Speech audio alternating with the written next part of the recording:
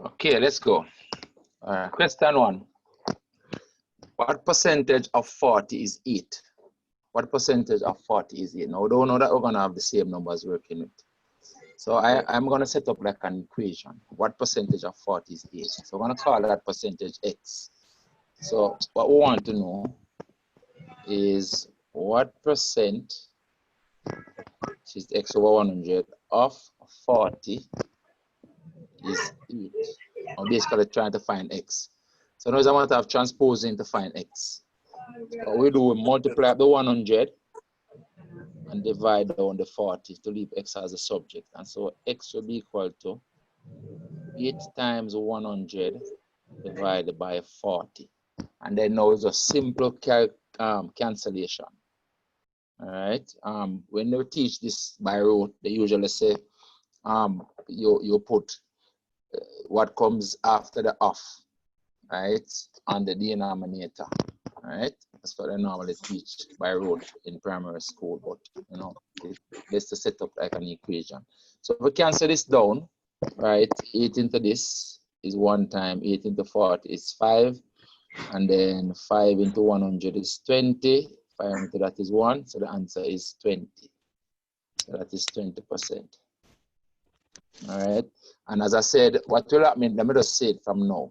What will happen in this exam? More than likely that you see a lot of questions repeated, right? And you will finish the paper very, very early. So what you can do when you get your answer, you can just test it.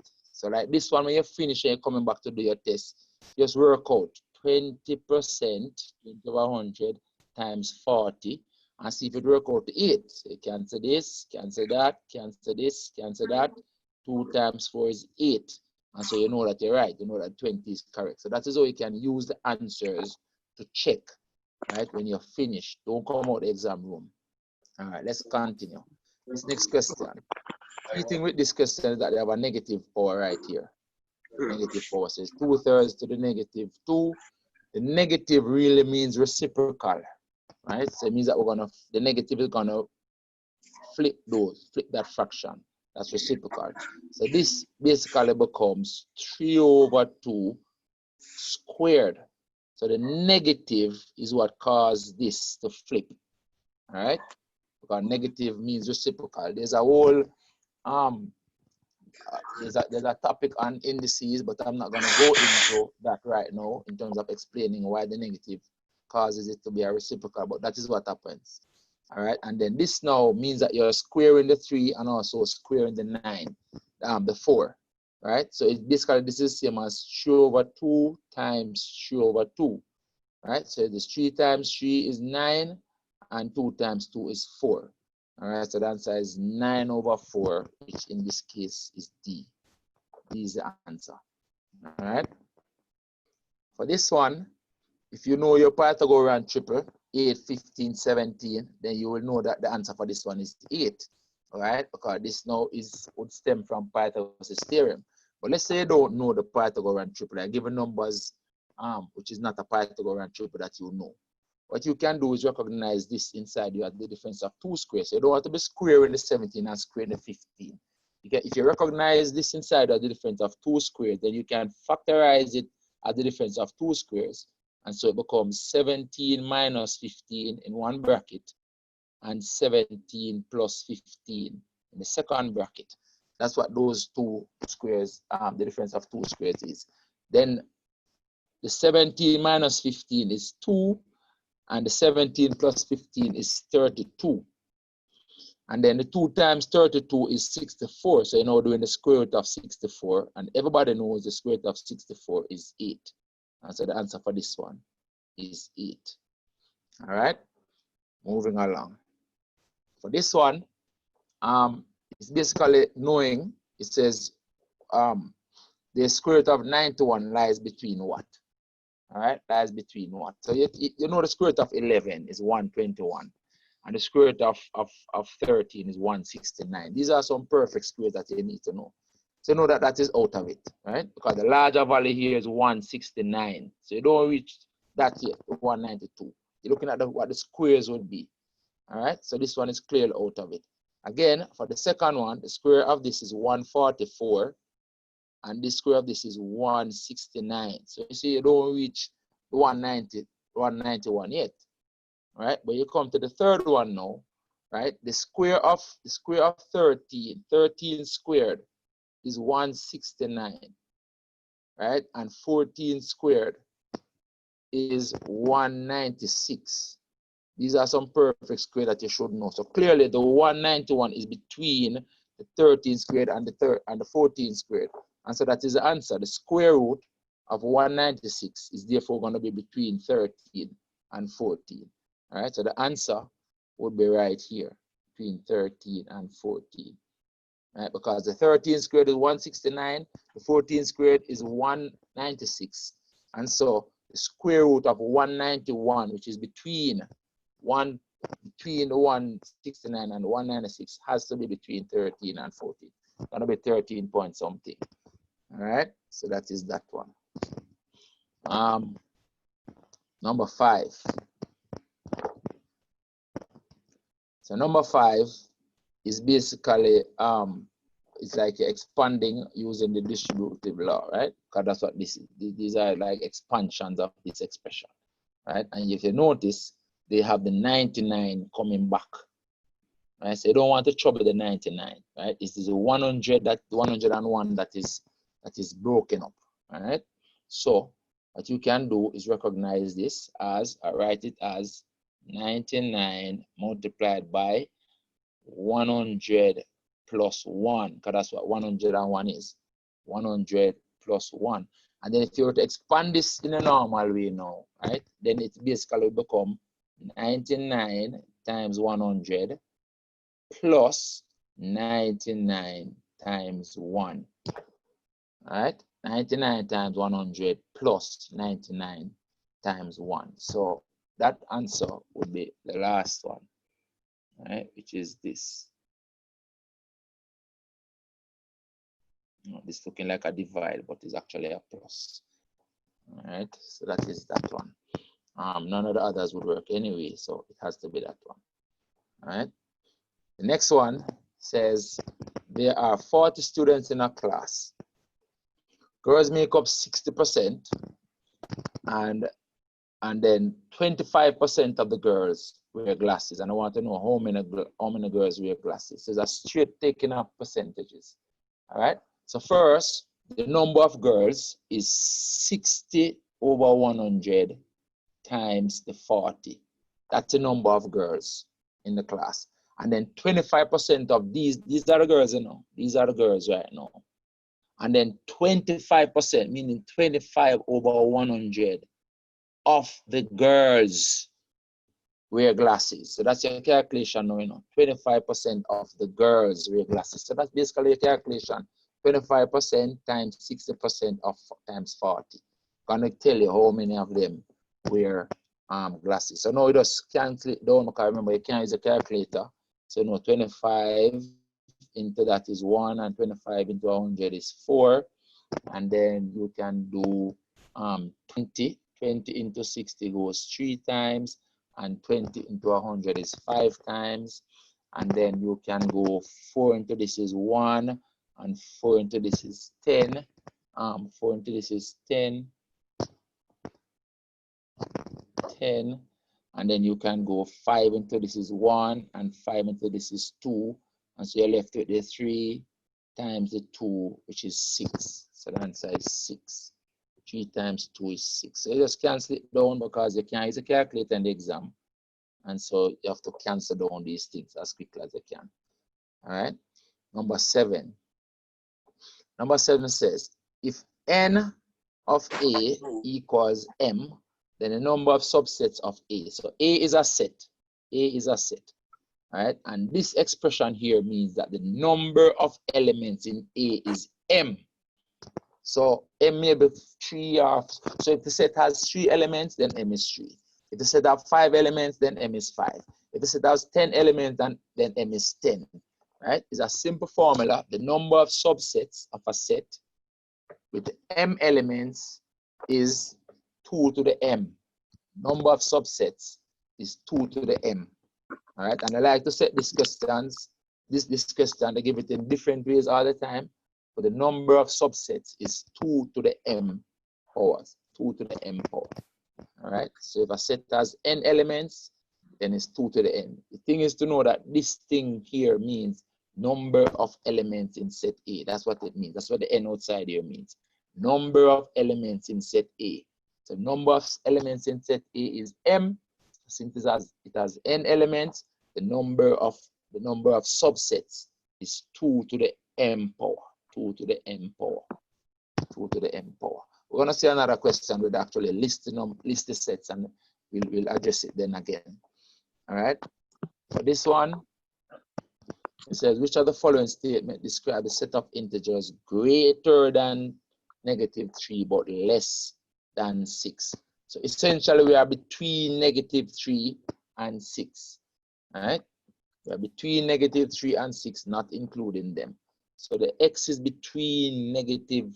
So the x is greater than -3. So what you want to do is read it from the middle, right? Is setting up an interval from the middle. So you're between -3 and 6, right?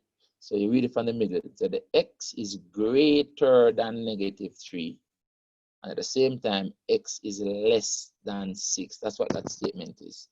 And see it here. This is it. Greater than -3. Less than 6. Writing an interval of values, remember the smaller value must always be on the left. It must always have 2 less than sign. It can be less than or equal to as well, right? When it's an interval of values, and the smaller value on the left, the larger value on the right, and you have 2 less than signs. Right? Typically, it's a standard way to write an interval of values or a range of values. So the answer is basically this one. Right? That means x is between -3 and 6, not including the -3, not including the 6. And they are integers, meaning they are whole numbers. All right. So if that asks me to list those values, I would have to start at -2, then -1, then 0, then 1, then 2, then 3, then 4, then 5. That would basically be the set, because this means integers. The z means integers. Positive and negative whole numbers. So 0 also is a whole number, so 0 be included in that if I were to list them. Right, but then it asks us to list them. That is just some extra explanation. All right, let's move down to the next page. And we'll come into number 9. All right. So which of the following pairs of sets are disjoint? Now, disjoint sets are sets basically with no intersection. All right, no intersection set. So we're talking about sets with no intersection. So sets like this are disjoint sets. 2 disjoint sets are sets like that. So we want to know of these pairs of sets, which of them would have no intersection at all, no value that is common to both of them. So this A says even numbers and odd numbers. E are even numbers and F are odd numbers. And those are 2 disjoint sets, because there's no number that is even and odd. Right? There's no number that is even and at the same time odd. A number is either even or odd. Remember, 0 is an even number. 0 is an even number. Remember that 0 is even. Remember, it will be 0, then 2, then 4, then 6, then 8. Then odd numbers would come between 1, 3, 5, 7. So based on that pattern, you see that 0 would be even.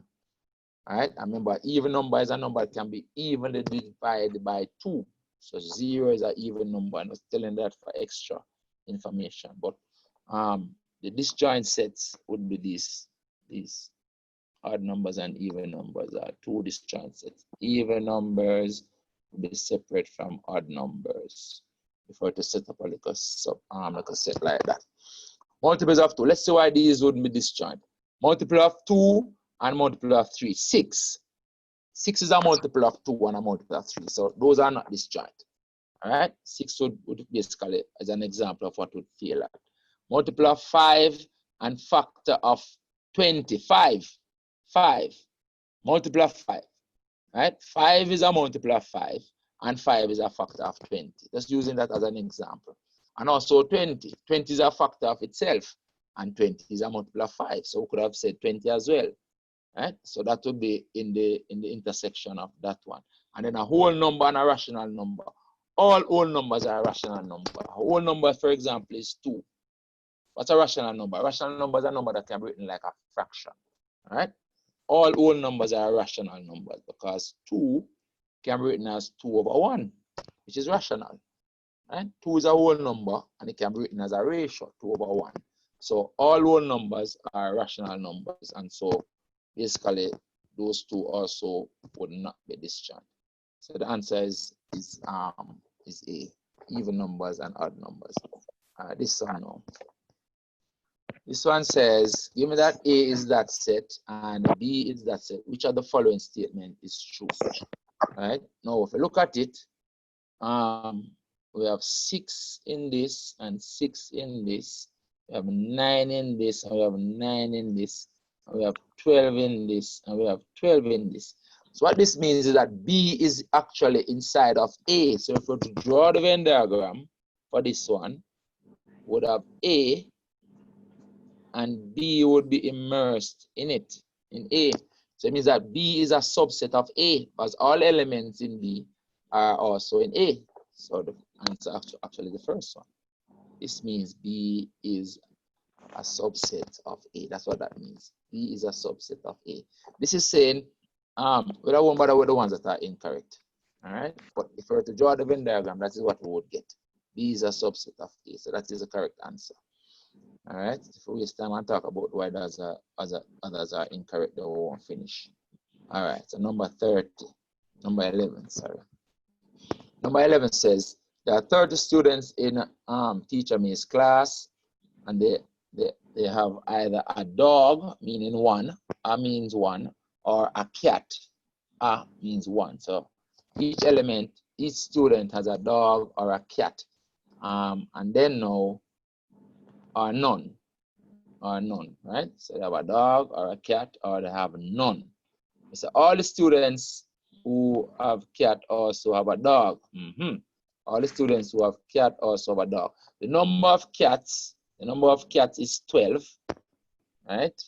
And the number of dogs is 16. Remember, all who have a cat have a dog, you know. So one is a subset of the next one. But the number who have cat is less than the number of dog. So therefore, the number with cat have to fit into the set with the dogs, right? Because there are less cats than dogs. All right. So, and then remember the total must be 30.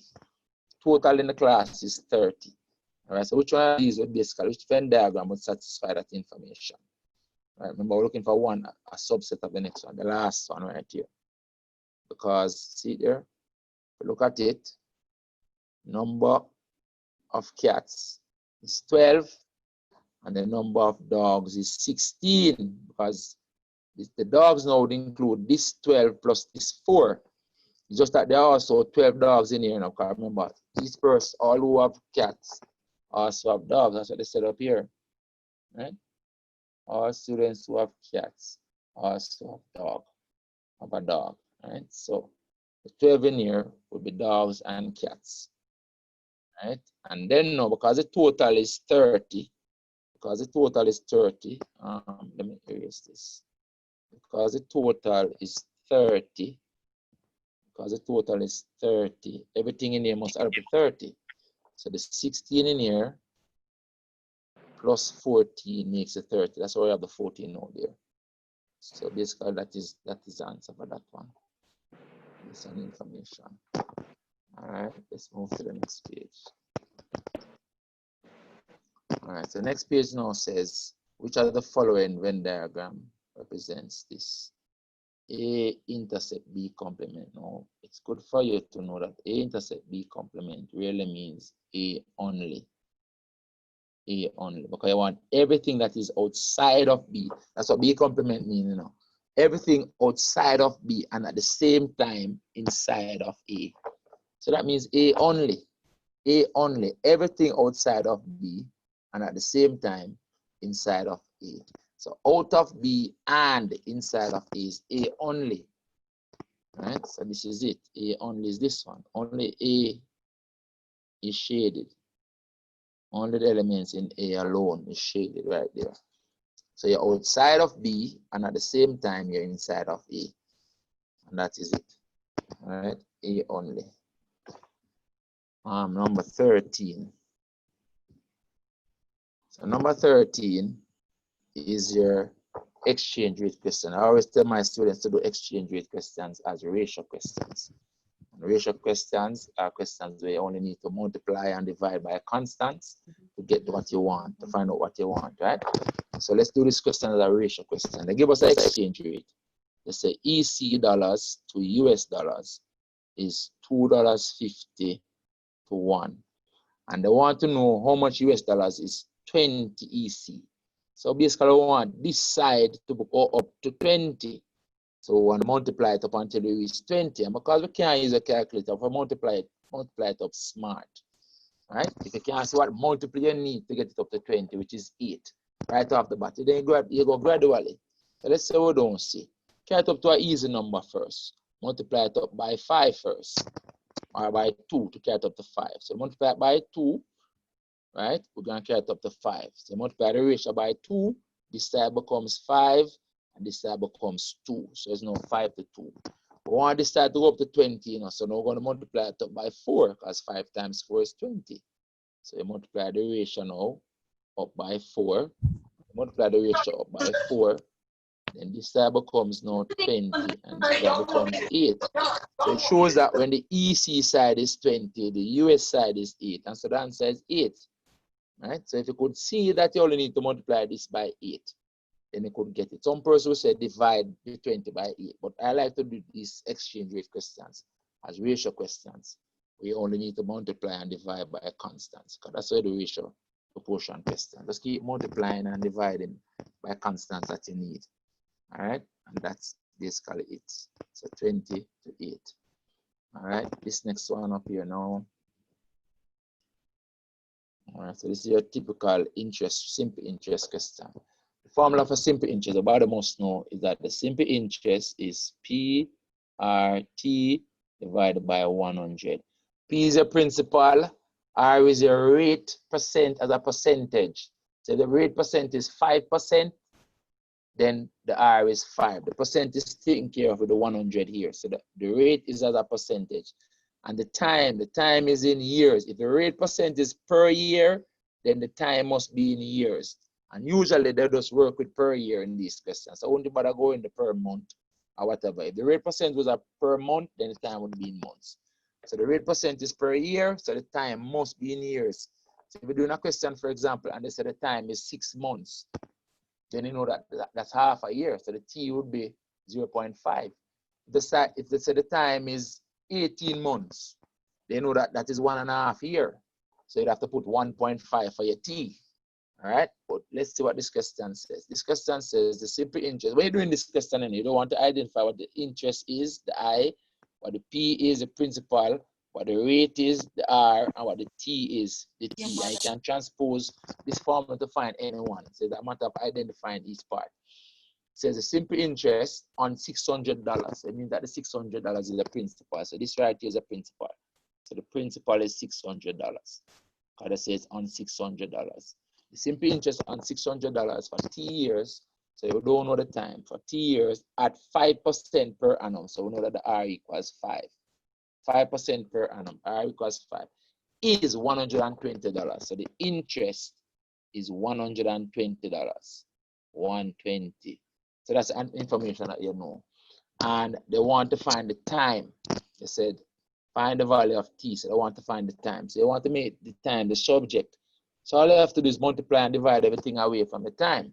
So when you multiply the 100, divide on the rate, the principal, and also divide on the R across that side. Cross, multiply, and divide. We're in an examiner, so we're in a multiple choice exam. We don't need to show all this working. We're transposing away from the time. So the time is going to be 100 times the I, we'll multiply it up, divided by the principal, and divided by the rate. All right, so it doesn't no matter putting in the values. So the time is equal to 100 times the interest of 120. 100 times the interest of 120. Let's put the value not bother with this. I know they have it. Times the 120. When we're working in dollar, time is not in dollars, you know. Time is in years. Divided by the principal of 600 times the rate of 5. That's it. Now this question is erroneous in that they give the time with a dollar sign. It should be there. Right? These dollar signs should be there because the time is in years. Not that you're getting a money figure for your answer. So that's an error on the paper. But if you look at these formulae, the correct answer is this one. Right? But the dollar sign should not be there in the answers. That's it. 100 times the 120 divided by the 600 and the 5, because we're transposed to make T the subject. All right, simple as that. Number 15.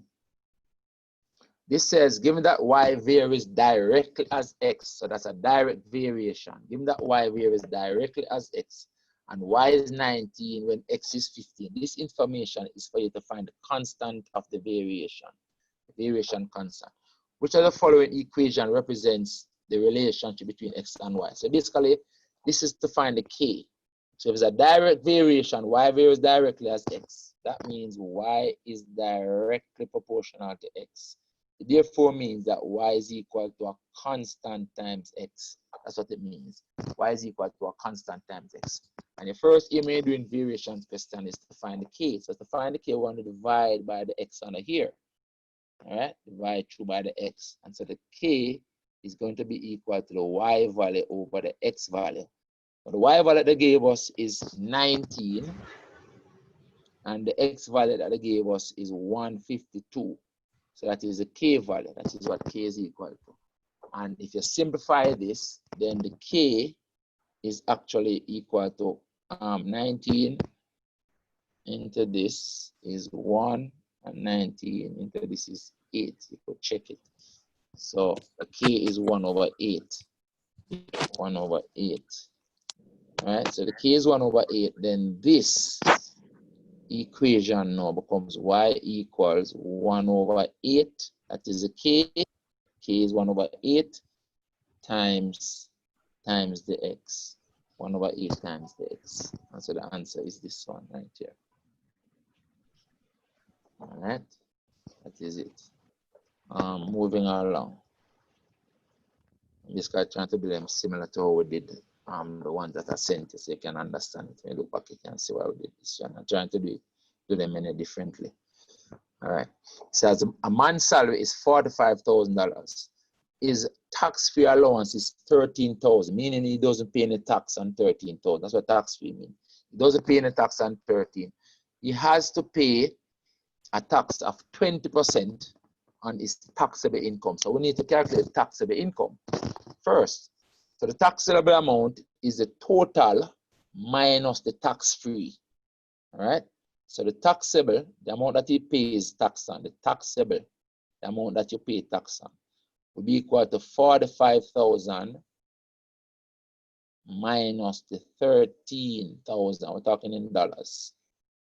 So let's take out the dollar sign. We know we're talking in dollars. Minus 13,000. All right. So 45 minus 13 is 32. All right. 32. Yeah, 32,000. So his taxable amount is 32,000. So therefore, the tax that he pays is 20% of that. 20 over 100 times 32. 32,000. Right? So it must be something with 64, right? See there, this is the only answer with 64 in it, on this. Because 2 times 32 is 64. So looking at those answers, it must be that. As all the zeros cancel out. So it must be that as the answer right now. And so don't even have to waste time, because 2 times 32 is 6. But if you cancel it down, 0, 0, 0, 0, you get 2 times 3,200, which is 6,400. All right, so that is it. All right, and when you're doing the questions, you're looking at the answers as you go. So, you know, whenever the answer is there, you don't have to waste time. Work it right down. All right. All right, next question. Number 17. All right, so a man pays 60 cents for every 200 meter cube of gas plus a fixed charge. So this amount is paid whether he uses gas or not, plus a fixed charge, $13.75. It says, how much does he pay when he uses 55,000? So you want to know. So the first thing, you can't work in cents and dollars at the same time. So all these answers are in dollars. You can't work in cents and dollars at the same time. So if you realize that this 60 cents is really $0.60. That's what 60 cents is, $0.60. So he's paying $13.75 plus. All right. So you want to know how many times 200 is in this? Because for every 200, he's paying 60 cents. So you want to know how many 200 is in that. So you divide it. So it becomes 55,000 divided by 200. That's the number of times he used 200. And then for each time he used 200, he's paying 60 cents, 0.60. All right. So basically that is a calculation. All right. And how we can simplify this down. And let me show you something. The way this question not smart. All right. This question, you can know the answer right off the bat because this going to work out to be a whole number here. Why? Because you have these two zeros here to basically get rid of that any fraction in that. Right? And you have this 2 to cancel out the 6. So the answer must have a 0.75 in it because you're adding a value here to the 13.75. So the answer has to be this, you know, because the only one with the 0.75 at the end. Right? So this don't need to waste time and work down if you can recognize that. But let's say you don't recognize that. You have to work it down. You have to work it down smart because remember you can't use a calculator. Right? You can't use a calculator. So how do we work it down? By simplifying it down. All right, so these 2 zeros, cancel 2 zeros there, and then this 2 cancel the 0.6 here, and give me 0.30.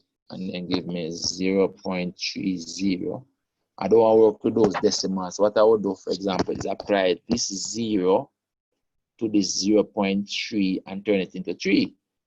All right, so when I do that, let me show you, you know, in the exam, you need to do these things without a calculator. 13.75, you have to work smart. Plus, this becomes 55 times 3 because this 0 applied to the 0.3 and turn it into 3. So it becomes 55 times 3. Now, 55 times 3 is really 50 times 3 and 5 times 3. So I get 1375 plus 50 times 3 and 5 times 3. Bring it down to some easy numbers and do it fast.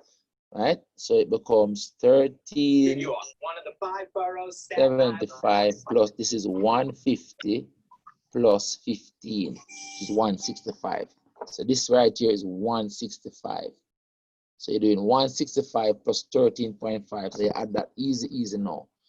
Right? 165 plus 13.75 is this. Clearly, 178.5.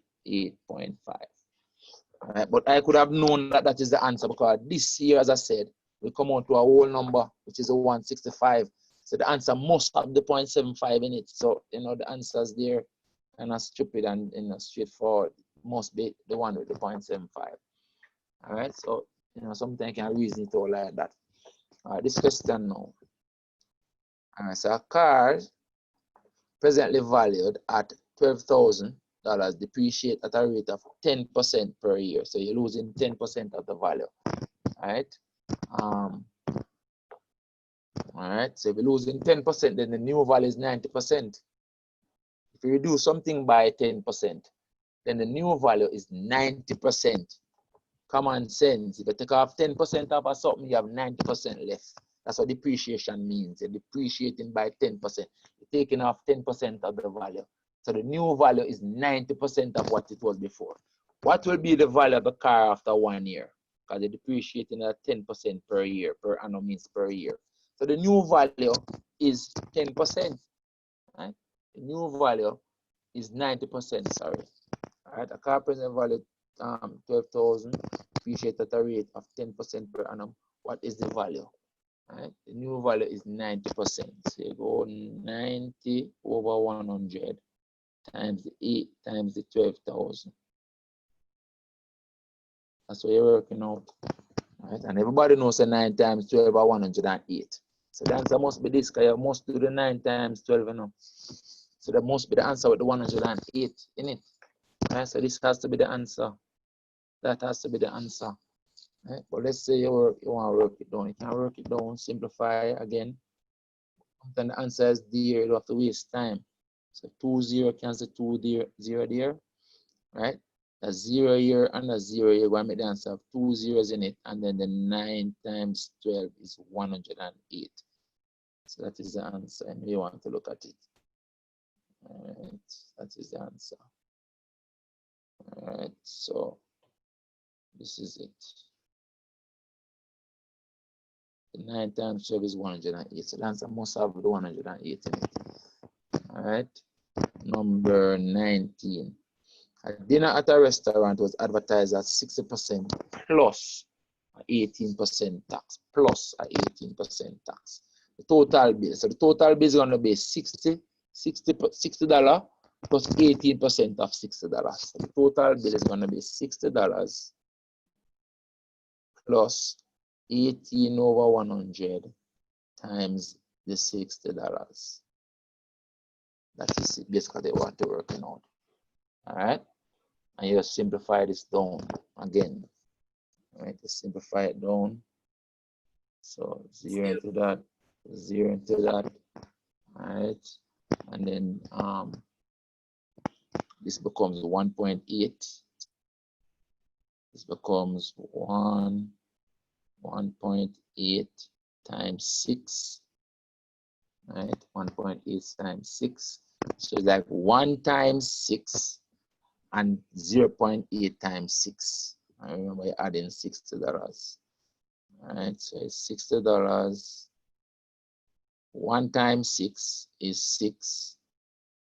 $6. One times 6 is 6.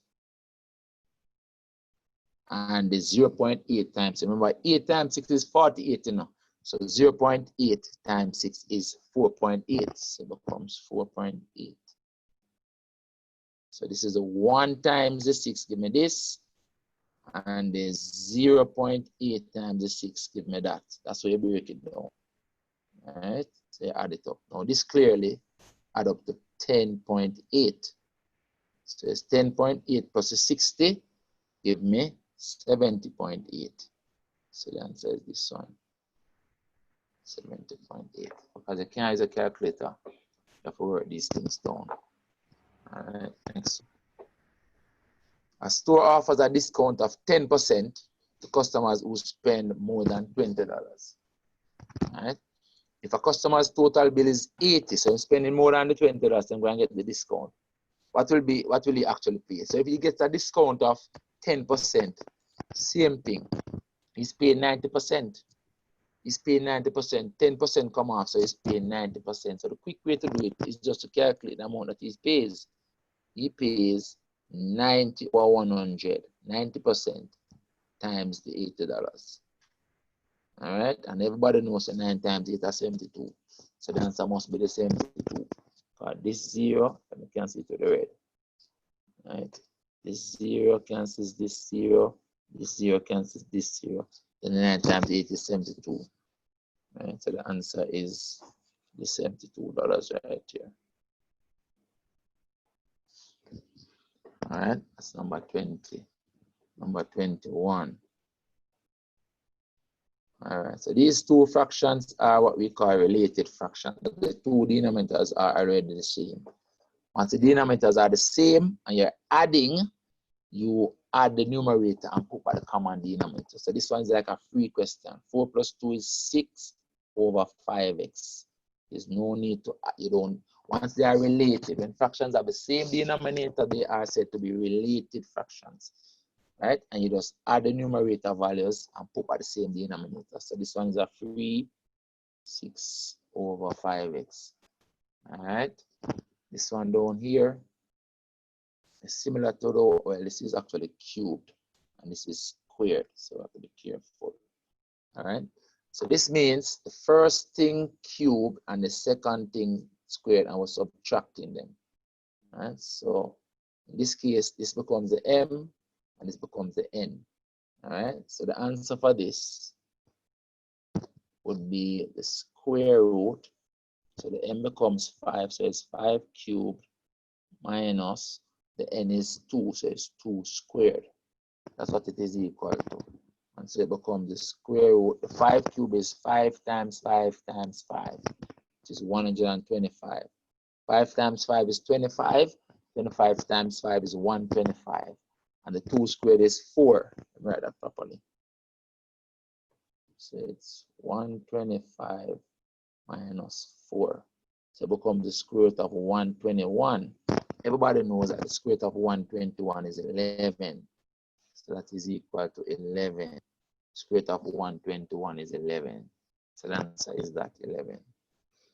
All right, this question, we're trying to find the value of x. We can do this multiple ways. All right, we can factorize it or we can expand it. Let's say we're doing it by expansion. So we're going to expand this out. So it's 3 times x is 3x. And 3 times minus 1 is minus 3. Then minus 2 times x is minus 2x. And then to the tricky part here now, minus 2 times minus 1 is positive 2. Minus times minus is plus, so that's a positive 2. That's a tricky part now, plus 2. And that now is equal to 7. Then this 3x minus this 2x makes x. And then this minus 3 and this plus 2 give me a negative 1. So that's negative 1. So we get a negative 1. And that is equal to 7. And then this negative 1 go over here and become positive 1. And so the x is equal to 7 plus 1. So the x is equal to 8. The x is equal to 8. And here again is a question they can, when you finish exam before time, you can test if the answer is correct by putting the 8 right here and putting the 8 right here. Right? And then the 8 minus 1 will be 7. And so you basically have 3 times 7. And then the 8 minus 1 here again will be 7. So you will have minus 2 times 7. So that will be 21 minus 14. Everybody know 21 minus 14 is 7. So you know the answer is correct. So when you finish the exam before time, don't come out of the exam room. Stay in there and check them. Use the answers that you get and check them in the question to see if them work. Right? I don't want to leave any marks in the exam room. I want to get everything right. All right. So it's another negative, negative. So this negative, negative makes this positive. So that is 2q minus 3q. 2q minus 3q is negative q.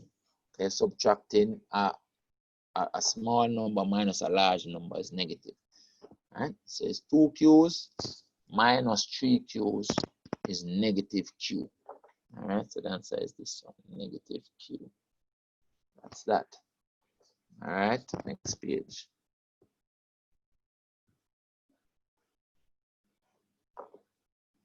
Okay. So this one now we substitute in values. I say x equals 4, y equals 2, and then we need to work out the value of x squared plus 3x over xy. So basically just substitute in the values and working them out. So it becomes, this becomes 4 squared plus 3 times 2, because y is 2, divided by the product now, which is 4 times 2. Right? 4 times 2. And you basically just work this down gradually. So the 4 squared is 16. The 3 times 2 is 6. Over the 4 times 2 is 8. All right, work out the whole numerator first. It becomes 22 over 8. 22 over 8. And then this can be divided down. Right, divide numerator and denominator by 2. You get 11 over 4. 11 over 4 is 2 remainder 3. Because 2 times 4 is 8. So it's 2 remainder 3 over 4. So the answer is this one. 2 remainder 3 over 4. See there? 2 and 3 over 4. And that's that. All right. This one, if P over 5 is 20, then what is P? Just multiply up the 5. multiply across by 5. I say multiply both sides by 5 to get rid of the p. Right? The short way is to say you multiply the p here up here. Right? So this becomes 20. Becomes 20 times 5. Another way to say it is that if you have p over 5 equals 20, then what you can do to get rid of the 5 is multiply both sides by 5. Multiply both sides by 5, and then this 5 cancels this 5 to leave with p, and then we're left with 20 times 5. Anyway, you want to look at it, it's 20 times 5. So the answer is this one. P is 20 times 5.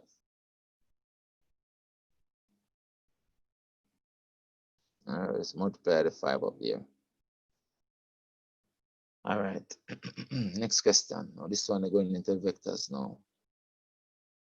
It says P is 3, 7, and Q is negative 2, 5.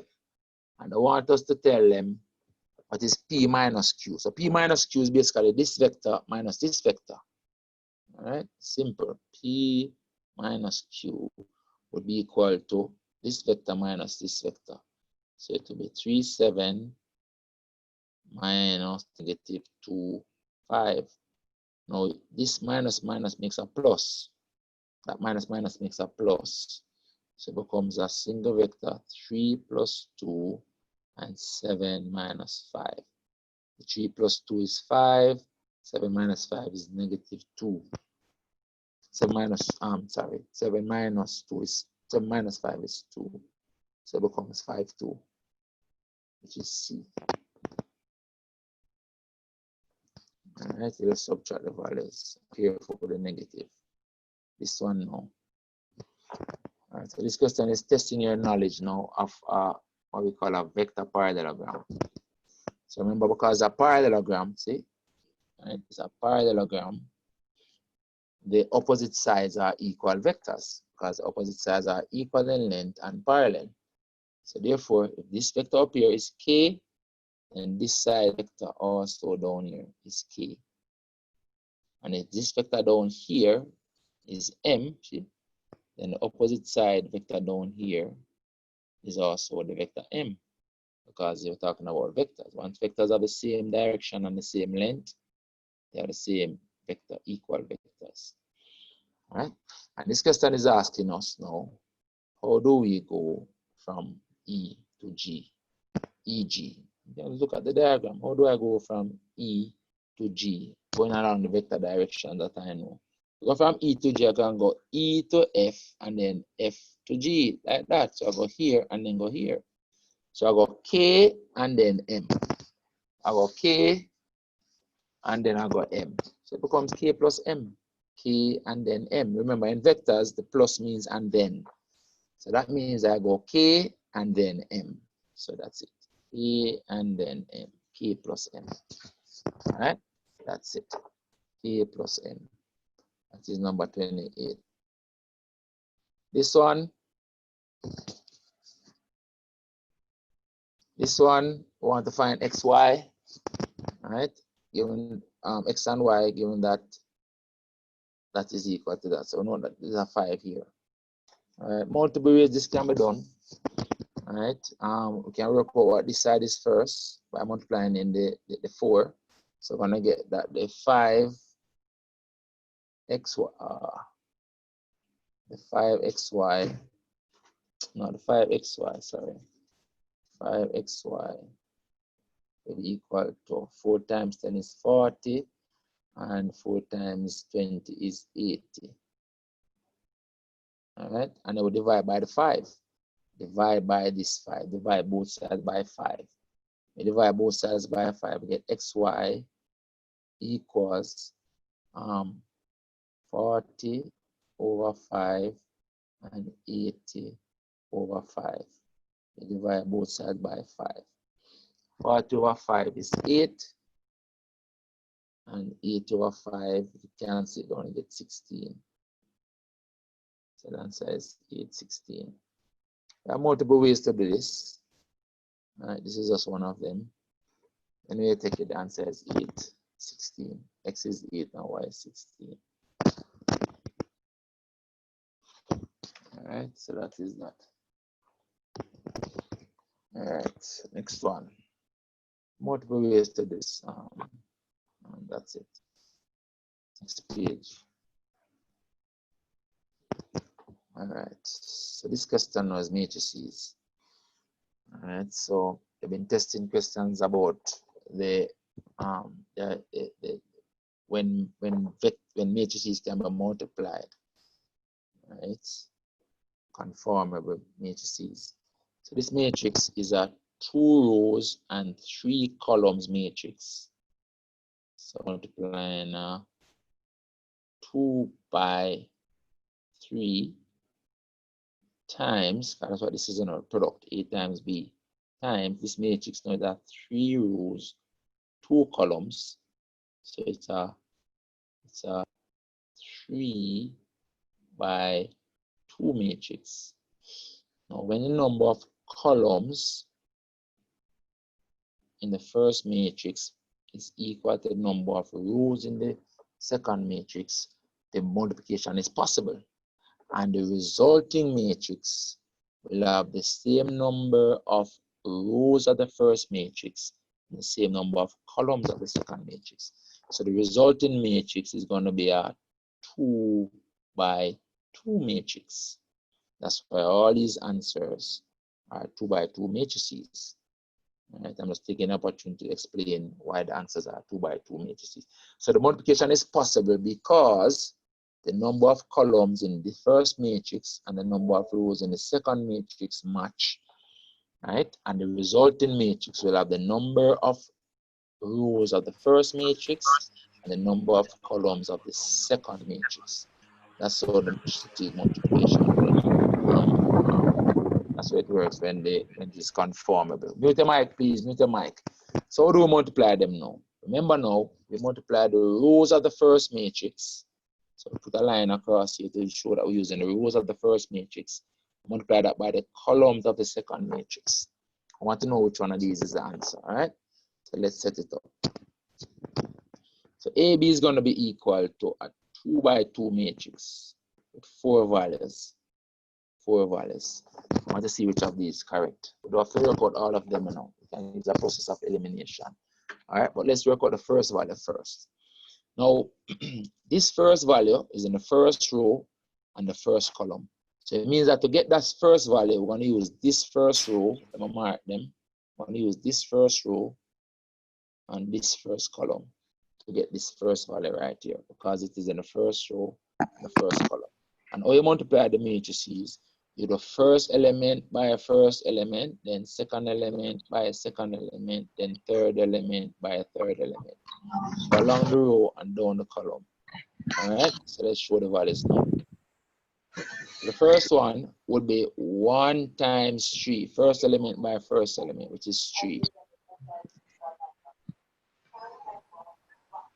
Then it will be second element by second element, which is 3 times 2, is 6.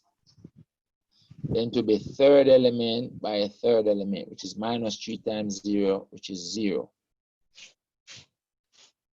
So we know that the first value is going to be a 9, right in the result down here. The first value is going to be a 9.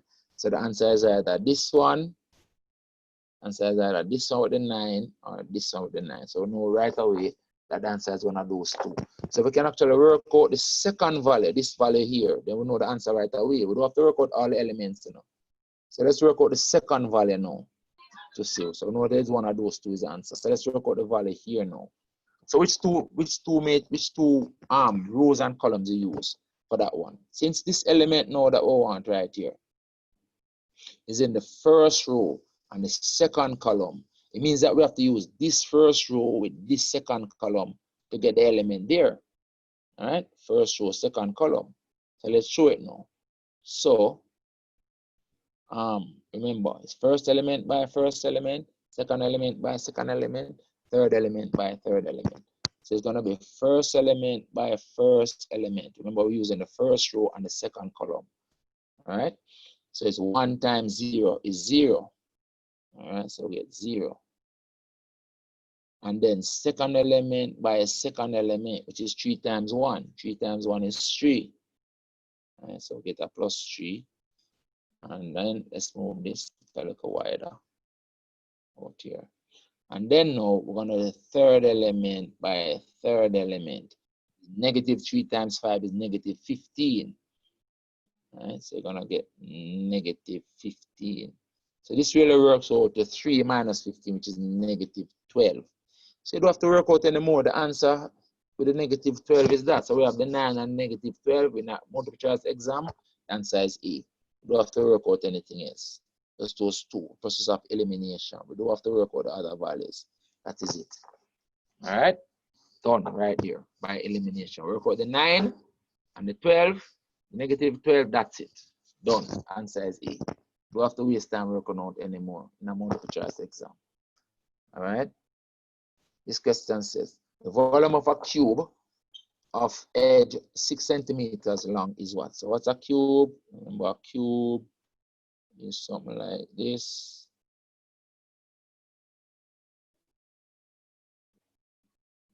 Right? And all the sides are equal. So this is 6. All the edges are equal. 6, 6. And the length width only is 6. 6 by 6 by 6. Right? So the volume is 6 times 6 times 6. 6 is 36. Right? And then 36 times 6 is 216. So the answer for this is 216. Right? Can't be any of these. Because remember, 6 times 6 is 36. 36 times 6. Can't be any of these. All right? So it has to be the biggest one there, which is 216. You have to be smart when doing these questions, right? Sometimes you can just reason what the answer has to be. Can't without actually working it out. Right? It can't be the 72 because 36 times 2 is 72. So it has to be a number greater than those first three. It has to be the 216. So don't want to waste time. All right, this question says, if it took a speedboat 9 hours to travel a distance of 108, and we said this is 12. Remember, this is 9 times 12, but that, you know, right? What was the average speed? Now remember, speed is distance over time, right? Distance over time. That is speed, you know. Average speed is distance over time. The distance is 108. Well, 1,080 kilometers, and the time is 9 hours. 9 hours. Let's write that better. Let's put an H for the hours. 9 hours. So just cancel this down, right? Everybody knows that 12 times 9 times 12 is 108. So 9 into this is 1, 9 into this is 12, and you put back the 0. Right? So it's there, 120 kilometers per hour. Right? Kilometers per hour. That's what it is, kilometers per hour. So it's this one. That's it. All right, number 33. All right, 200 millimeters expressed in meters. Remember, 1,000 millimeter. 1,000 millimeters make a meter. So you divide by 1,000, right? Which is to move the decimal place 3 places to the left. Right? The decimal point will be moved from the front. 1, 2, 3. The decimal point going there. Right? Move the decimal point 3 places back. Divided by 1,000. So decimal point going there. So the answer is this. 2.5 meters. Divided by 1,000 to go from millimeters to meter. This one now. This question says, an aircraft leaves A at 1600 hours and arrives at B 1930. This 30 is 30 minutes. All right, and remember, 30 minutes is half an hour. Right? It's not 30, not 30 minutes is half an hour. So the time really of travel from 16 to 19 is 3 hours, and then 30 minutes is half an hour. So the time of travel is actually 3.5 hours, 3.5 hours. Right? So the time of travel is 3.5 hours. 3.5 hours it travel for. And it travel at an average speed of 550 kilometers per hour. See, it's per hour you need. So you can't work in the minutes. You can't work with the 30 minutes. This means 30 minutes. But 30 minutes is half an hour. All right. In the same time zone, the distance, we're going speed equal distance over time again. So the distance, time is that, and the speed, they give us the speed in this question. So this one we're trying to find distance. Speed, they said, is 550 kilometers per hour. All right, and trying to find distance. Now, look here, speed equal distance over time. You multiply the time, right? So distance you want is equal to speed times time. So to find the answer, I just need to multiply these two, you know. So the distance that they want equal the speed of 550 and the time of 3.5. So in an exam, you can't use a calculator. You want to write this down fast, right? Two ways you can do it. You can recognize this as 3 times 550 and then half of 550 and you add them. 3 times 550 and then half of 550. Or you can make this into 55 times 35. Apply this 0 to this and make it 35. But let's say we're going the easy way, right? Of doing it as 3 times 550 and then 0.5 times 550. Because in the exam you want to do it as quick as possible.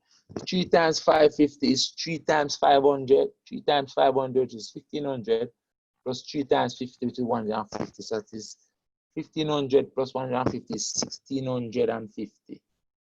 1650. If you want to just multiply it out, no problem. Then half of 550 is half of 500, which is 250, and half of 50 is 25. 250 plus 25 is 275. That's what you're adding, those two, right? So clearly, that the 50 and the 75 will give me an answer is 25 at the end. All right, so this is this one, 1925. All right, that's his answer right there. Okay, next question. It says a rectangular garden plot, 50 meters long, 12 meters wide, and area of 80 meters squared is used for vegetable garden. What area of the plot is not used? So basically, it's the total area minus the 80. That's what it is, you know. So the total area is going to be the 15 times 12. 15 times 12. Don't speak, please. Don't preempt. Just stay, mute your mic. Don't preempt. Minus the 80. 15 times 12 minus the 80. All right. In the exam, and you want to do it slowly, you can recognize the 15 times 12 as 10 times 15 and then 2 times 15. Right? If you can't know what it is right away. So you can realize it as 10 times 15 and then 2 more times 15 to break it down, minus 80. Right? The 10 times 15 is 150. 2 times 50, but I know is 30 minus 80. Right? So that's going to be 1 o'clock. This is actually 180 minus 80, which is 100. So the answer is 100. Answer is 100. All right. Number 36. So this one now is a scale thing, which can be done as a ratio. See, you want to give them a ratio. So remember, ratio questions, you multiply and divide by any constant value or any constant variable. All right, any constant value, sorry, or any constant unit of measurement. It says the distance around a lake is 8 kilometers. On a map, the distance around the lake is represented by a length of 2 centimeters. The scale is, so the scale is 2 centimeters to 8 kilometers. All right, that is the scale. 2 centimeters on the map to 8 kilometers on the lake. So first, this can be divided 2 by 2, and so it becomes 1 centimeter off the bat to 4 kilometers. And it's a matter now of multiplying the kilometers to make it come down to centimeters, right? Make it come down to the same unit, right? I would know that the answer is this, by virtue of the 1 to 4. And this is kilometers and this is centimeters. But we don't, let's say it was other values, and you want to break it down to show. It will be 1 centimeters to 4,000 meters first. 4,000 meters first, because 1 kilometer is 1,000 meters. And then we know that 1 meter is 100 centimeters. So we get 1 centimeter to 4,000 100 centimeters, and then the centimeters would cancel out. Basically, I can divide by any constant unit, and so it will be 1 to 400,000, which is this one. All right, so that is it. Basically, that is the scale. All right, good. Number 37. Number 37, we go to this diagram. It says the volume of the cuboid is 320 and the height is 5. If the cuboid has a square base, so the base is a square, so we can call the size of the square base x by x, because it's a square base, x by x. They want us to find the length of each side. So this is an object with uniform cross-section, and the formula governing object with volume and uniform cross-section is that the volume is the cross-sectional area, which is the base area now, times the height. The volume is the base area times the height. Now, because it's a square base, and we call the size x, because basically asking us for the size, then the area of the base would be x squared. So this volume then would be x squared times h, the height h. We're trying to find the x. So the x squared would be equal to, let's write that properly. The x squared would be equal to the volume divided by the height.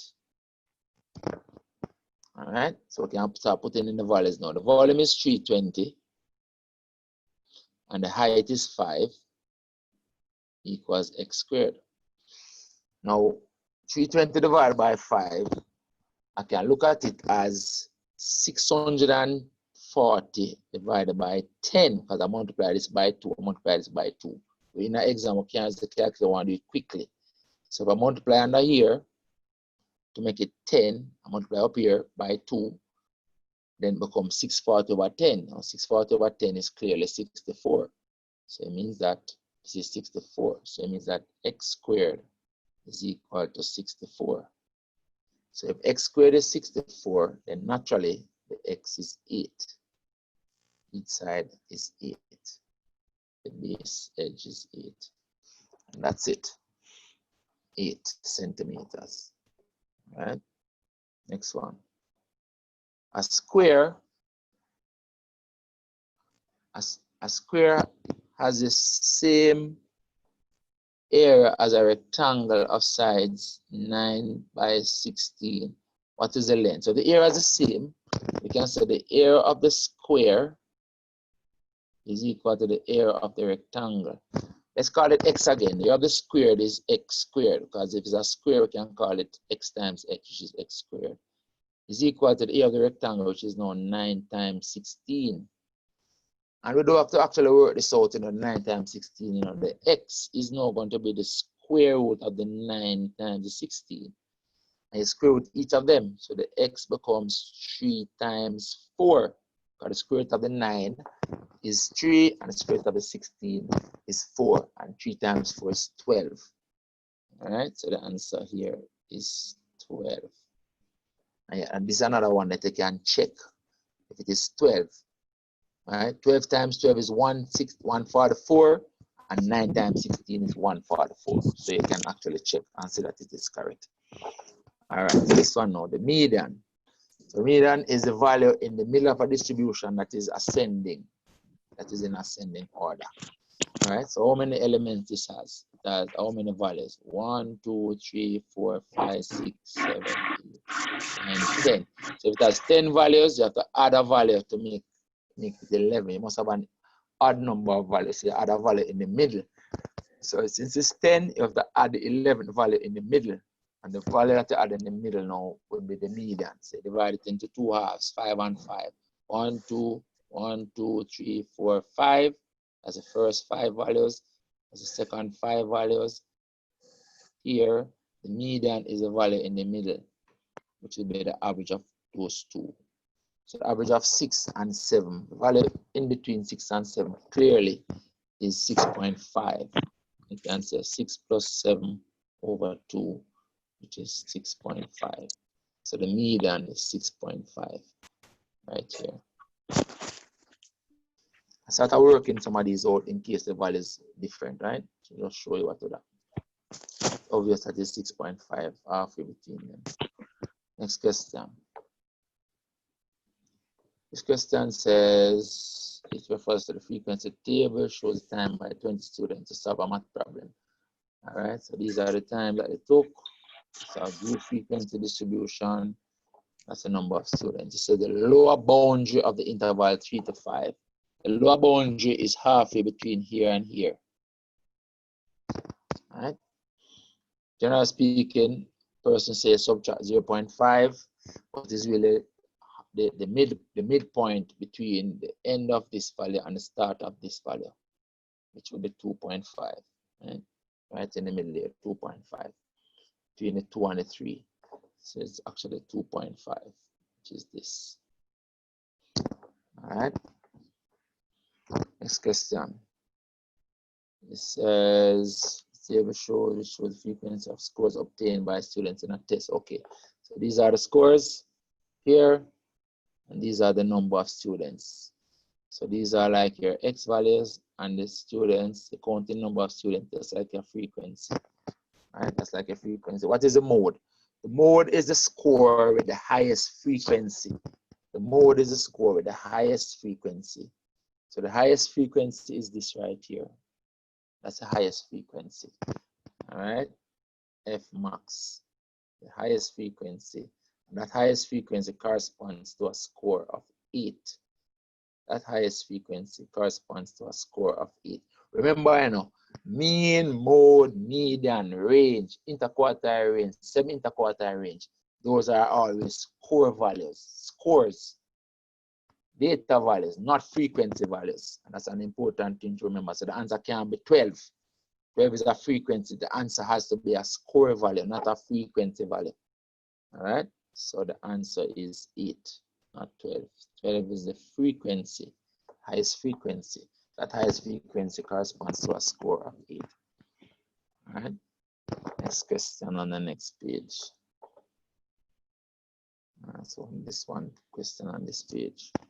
All right, so it refers to the table, cumulative frequency curve, shows the marks obtained by 200 students. 200 students. I should have 200 up here. Remember, cumulative frequency curve simulates lining out the students from the ones who get the lowest marks down here to the ones who get the highest marks up here. So the ones who got the highest marks at the top, see, these corresponds to the marks out here. And the ones who get the lowest marks are down here. These corresponds to the marks down here.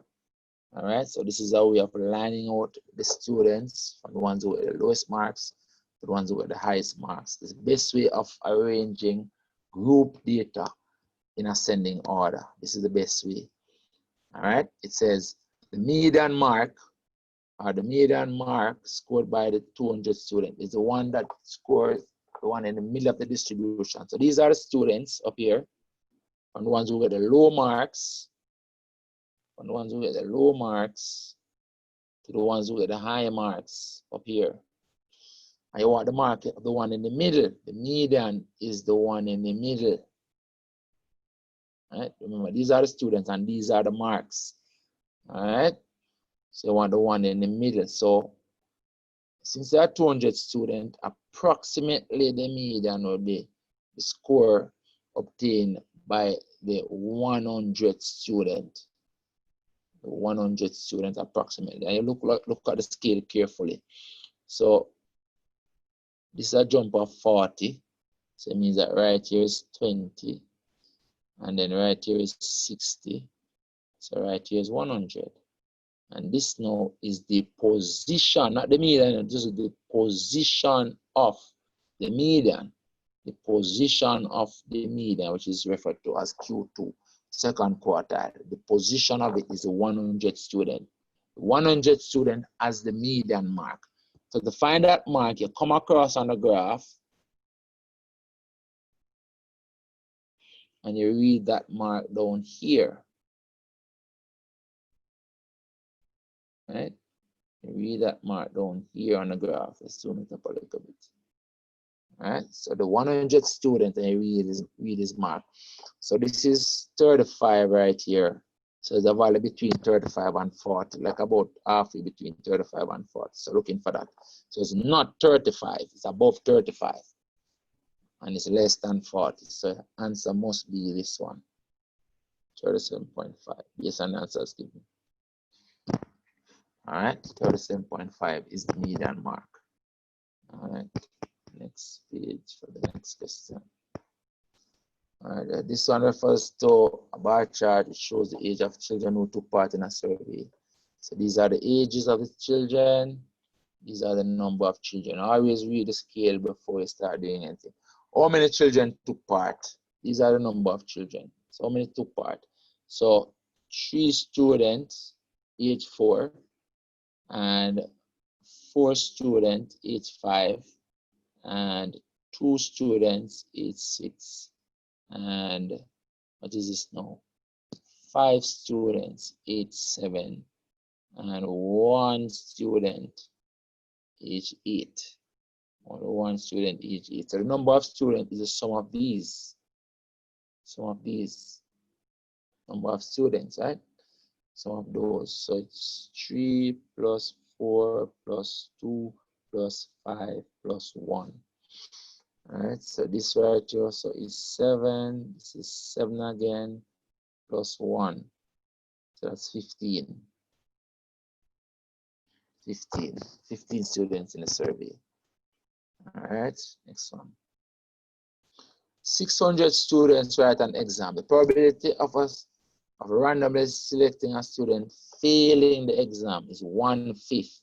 1/5 of the students failed, and therefore 4/5 of the student pass. And I wanted just to tell them how many pass. If 1/5 failed, then 4/5 passed over 5. All right. So the probability of a student passing is 4/5. Let's write that. Probability of a student passing is 4/5. So 4/5 of them will pass. All right. So that number that pass is 4/5 times 600 students. 600 students. All right. In the exam again, I can read this as 8/10. 8/10, and then the 10 cancels into this, and then the 8 times 6, which is 48. So we got 480 as in the exam, right? And you want to look at it, then it says 480. All right. Next one. So for that diagram is a mapping diagram. It's which of these best describe the mapping. So if we look at it clearly, you can see these 2 elements here, this element and this element, both of them map into this one element. So right off the bat, that's a many to 1. Many mapping to 1. You only need one example of it. You don't need to see more. That's many to 1. All right, that's a many to 1 mapping. This next one. This next one says, this refers to this diagram. That's a mapping diagram again. The arrow diagram above best describe the relation. Y is less than X. Let's look and see. There's a process of elimination, right? Process of eliminations. Y is less than X. Obviously not, because this is larger than that. So that's obvious out of it. So this one not in it. Next one. Y is a factor. No. This is actually a multiple of this. So this one out of it as well. Right? Not a factor. It's a multiple. All right, y is a multiple. X is a multiple. X is a multiple of y. X is a multiple of y. No, this is not a multiple of this. This actually is a factor of this. So X is not a multiple of y. So that one is ridiculous as well. All right, so that is not correct. Question like this is the process of elimination. X is a factor of y, yes. This is a factor of 8 and also a factor of 10. Yeah, that's correct. And 3 is a factor of 9. Yes, that is correct. And 4 is a factor of 8. So the last one is correct. So the answer is this. That one is true. So question like this is a process of elimination. All right. Number 47. All right. Which are the following graphs? So the following line graph, which is like a number line, represent this. Now, this says x, this part of it is saying x is greater than minus 2. If we read in the from the middle, x is greater than minus 2. Or this is greater than, means that the minus 2 is not included. So what it means, this end we must have an unshaded circle on the negative 2. And this side of it now is saying x is less than or equal to 4. So the 4 is included. So on the 4 side, they must have a shaded circle. So x is between negative 2 and 4. We're not including the 2, we're including the 4. To show that you're not including the 2, you put an unshaded circle on the 2. To show that you're including the 4, you put a shaded circle on the 4. So see it here.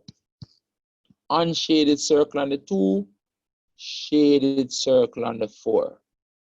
And the x is between them. So the answer is this one. All right, so when it's just less than or greater than, you put an unshaded circle because it means that 2 is not included. The equal is there, you put a shaded circle. And that's that. 48 and 49 is for this graph, which is a quadratic function, a round-shaped quadratic function. It says the maximum point. The maximum point is the highest turning point on the graph right here. This is the maximum point. Maximum point. Clearly, the x value there is 2 and the y value there is 4. So that is 2, 4. So the answer is 2, 4. That's the maximum point, 2, 4. 2 is the x value, 4 is the y value. 2, 4.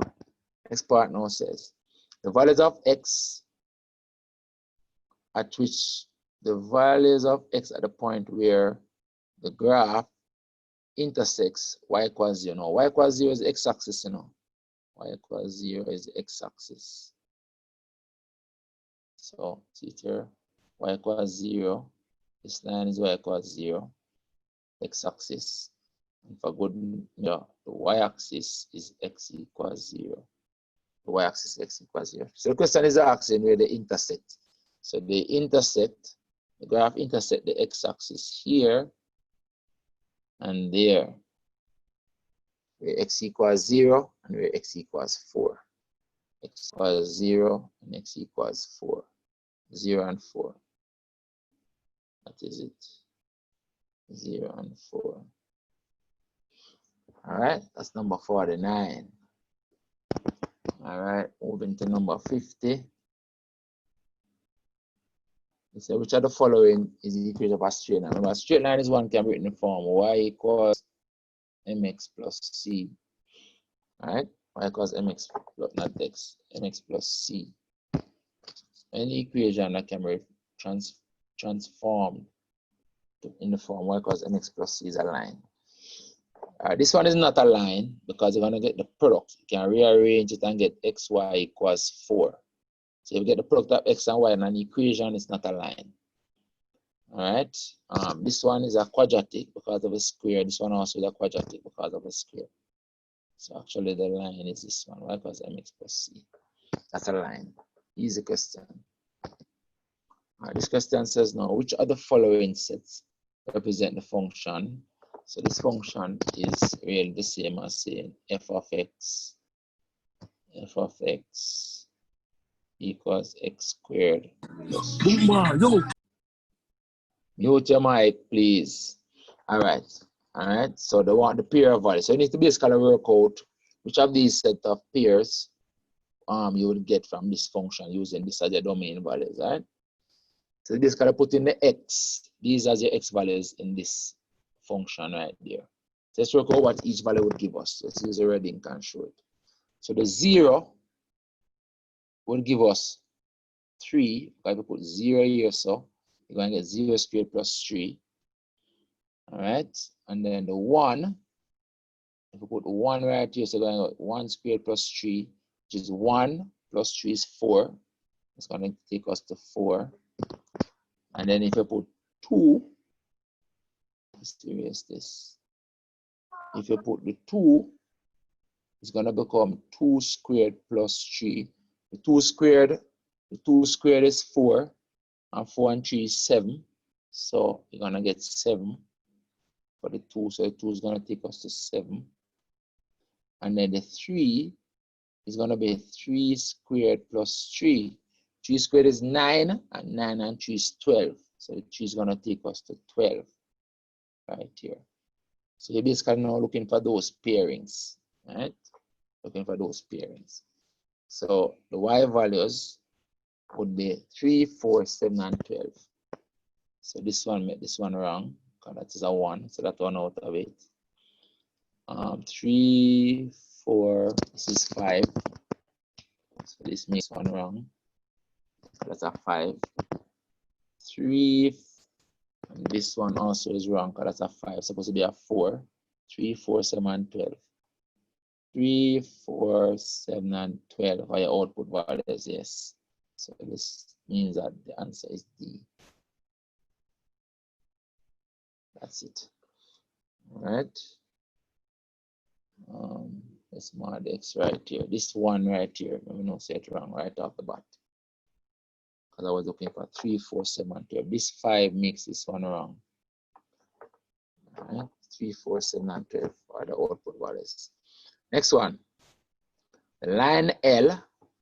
Line L is parallel to this line. So remember, parallel lines have the same gradient. Parallel lines have the same gradient. What is the gradient of line L? It will be the same gradient as this. So what we need to do is make y the subject of that equation, right? Put it in the form y equals mx plus c. All right, so what we can do to put in the form y equals mx plus c, make y the subject. Let's use a red ink. All right, so rearranging that, it will become, transpose everything away from the negative 5x, negative 5y, sorry, we'll get negative. I look at it this way. If we take this over this side and make it the subject, then it will become 5y equals 2x minus 8. And we'll divide through by this 5. Divide through by that 5 to make y the subject. So y would be 2 over 5x minus 8 over 5. That is the same as y equals 2 over 5x minus 8 over 5. You know? So this right here is your gradient m. Right? So the gradient will be 5 over 2 because they're parallel. Parallel. If the question is a perpendicular, then this will be the answer. Because perpendicular now means that you would have to flip this 2 over 5 and change the sign.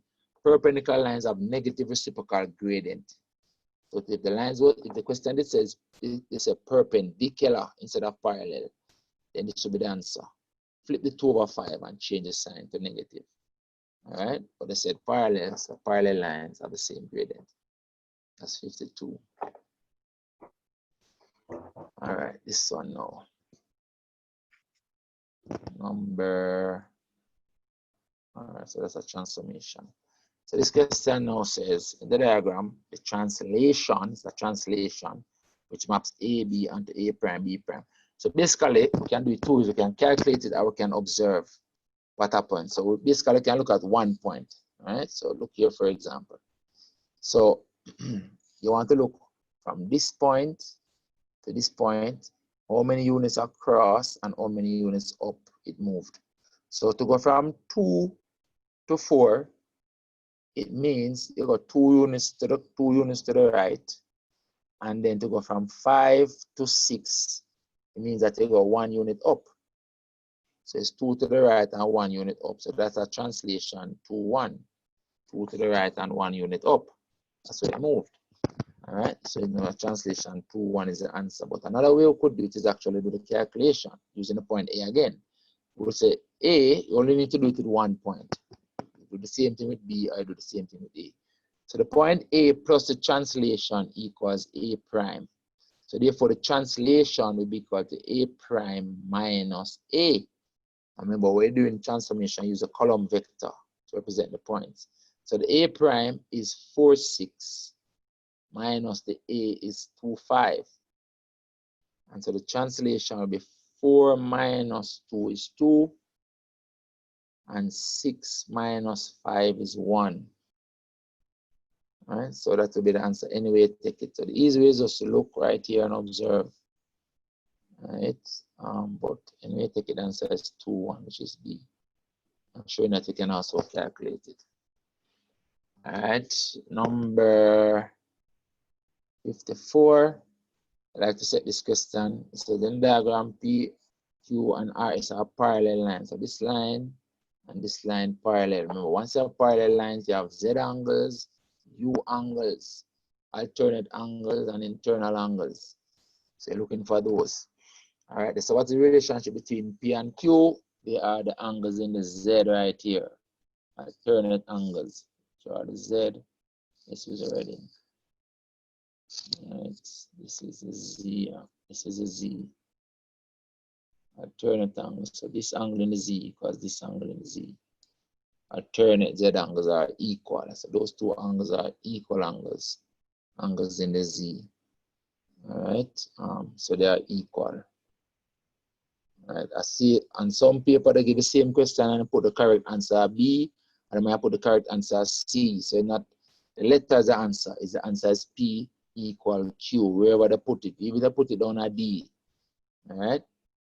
So remember, not where they put it, not the letter is the answer, is the P equal Q. I've seen questions where they put it at B. All right, this very same question.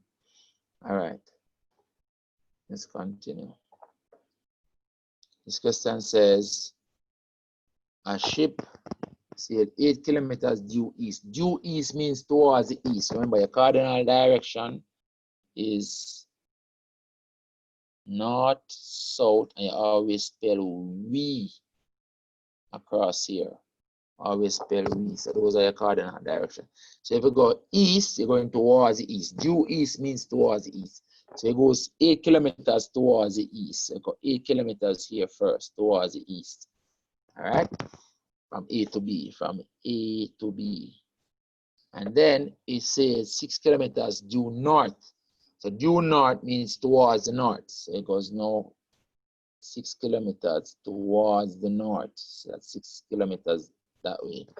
So the diagram up to C. So whichever diagram match that is the answer. So it's 8 to the right and 6 up. 8 to the right and 6 up. So this is it. C is the answer. 8 to the right and 6 up. So there, this one. That's it. Remember, due east means towards the east. This one now. In each of the following diagram, OA prime is the image of OA, which diagram is a reflection in the x-axis. All right, a reflection in the x-axis means that the distance from the x-axis from, no, not x-axis, y-axis, reflection in the y-axis. The distance from the y-axis for each point must be the same, must be equal. All right. So clearly the answer is B right here. Look at them. If you have A and you reflect it in the y-axis, it must come across there. All right. So this is actually a reflection in the x-axis. I don't want x-axis, I want y-axis. I have to be careful. If I give back this question, they might change this from y to x, and then this will be the answer if they change it from y to x. So you have to look over stuff like that. Don't just assume it's the same question. Read the questions carefully. All right. This one can be it either. As I say, in the y-axis, you have to go there. And the last one also can be it because you have to go there if you're reflecting the y-axis. In any case, the answer is this one, B. All right, so that's 56. 57. In a triangle ABC, A is angle X, B is angle 2X, and what is angle C? So if you sketch it, we know total angle of the triangle is 180. So this is X, and this is 2X. Right? This is A, this is B, this is C. Right? Then the total angle there, this angle here, must be 180 minus those two. 180 minus 3x. 180 minus 3x, which is therefore this one. All right, because the total angle in triangle is 180. All right, this one now. It's an enlargement. They tell us the diagram is one of an enlargement. So in the diagram, A, B, C is mapped onto A prime, B prime, C prime, where O is the center of the enlargement. What is the scale factor? The scale factor is the multiplier from one to the next. Now, the scale factor is going to be positive for this one because the image and the object point in the same direction. See, A pointing up, A prime pointing up. B pointing so, B prime pointing so. C pointing down, C prime pointing down. So the scale factor is positive. And if you look at it now, AC is 2 units and A prime, C prime is now 4 units. So that's a multiplier of 2. All right, a multiplier of 2. You can also look at the distance from center. So distance, for example, from A to C is 2 units, and the distance from, not from A, from the center of the enlargement, O to C is 2 units, and distance from O to C prime is 4 units. So the distance from the center of the enlargement is also multiplied by 2, it is doubled. And it's a positive 2 because the image and the object pointing in the same direction. It's not inverted. And that's how you notice it's positive. Also, another reason why it's positive because both of them are on the same side of the center. The image and the object are both on the same side of the center. When the scale factor is negative, the center is between them. The center is between them, between the image and the object. So the answer is a positive 2, which therefore is that. All right. Number, this one now. It says these are similar triangles. Remember, similar triangles, the angles are the same, but it's like an enlargement. A similar triangle is like the result of an enlargement. The angles are the same, but the sides are multiples of each other. So if you look at it, these two sides correspond. All right, let's use the red ink. These two sides correspond, and you're basically halving. So it's a multiplier by half. And then these two sides correspond, and they're asking for this one. These two sides correspond. So you have to also multiply by half. So multiply by half, half of the 7 is 3.5. And I ask for now, MO is 3.5. Right? So since this was multiplied by half to get that, it means that this must multiply by half to get that. Right? Because remember, it's just like an enlargement when you have similar triangles.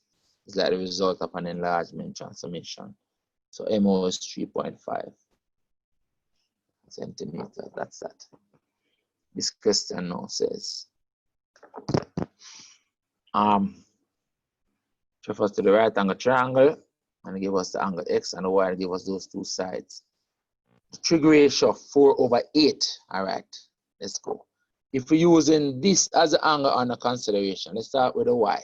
Then this will be the adjacent side. This is always hypotenuse, you know. This is always hypotenuse. The side opposite the 90 is always hypotenuse, opposite the 90. But if we're using this angle, Y angle, then this will be the adjacent, and this will be the hypotenuse. This will be the opposite. All right? So that would mean that the cos of Y adjacent over hypotenuse would be equal to the 4/9. Right? Cos of Y, but cos of Y is not there. All right? So it means that they use X as the reference. Right? I can't be tan, you know, because remember, tan, the hypotenuse don't come come into play when using tan. Tan is opposite over adjacent. Now, if this is under consideration, then this side becomes the opposite now. This is still a hypotenuse, right? Opposite and hypotenuse is sine. So in that case, sine of x will be the opposite, which is 4, over the hypotenuse, which is 9. Not 9, it's not 9, and it's 8. Sorry, my bad is 8. 4 over 8. All right, so sine of x will be equal to 4 over 8, and that is right here. Sine of x will be equal to 4 over 8. I just bring the y into play with this solution, just to explain. All right, that is opposite side can be, one side can be opposite in one sense and then adjacent in another sense. It depends on the angle that you're considering. So the 4 is the adjacent to y, but it is the opposite to x. That is number 60. All right, so finish one paper, and then we're gonna move now straight into the next paper. But remember, any question we see, that we do already, we're gonna skip over it. All right, we're not gonna do any repeats. All right, so let's move straight into the next paper, and we work for our time. It's now at 1 o'clock. We work for our time, the break, and then we'll have another session later on. All right, and maybe some tomorrow. We're gonna continue until we finish this paper, and I'll come back and tell you. But let's work for another hour, and then let's just go through this next paper and see how far we can reach. Any question we see repeated, we'll just skip over it. All right, we'll just mark the answer and skip over it. All right, let's go. This next paper now. It says -3 squared plus -2 squared. Now the -3 squared is actually positive 9, and the -4 squared, -2 squared is actually 4. So this is really 9 plus 4, which is 13. So the answer is 13. All right, next one. What number added to 1 and 1/3 to make 2?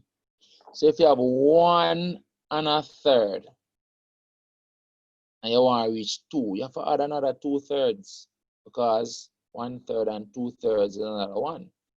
So you have to add another 2/3, right, to make 2. So you add another 2/3. Right? 1/3 and 2/3 make a whole.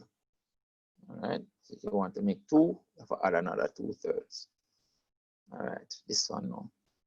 11.1 divided by 0.01. All right. So what I'm going to do is write this 0.01 as a fraction. All right. And then this is going to basically become 11.1 divided by 1 over 100.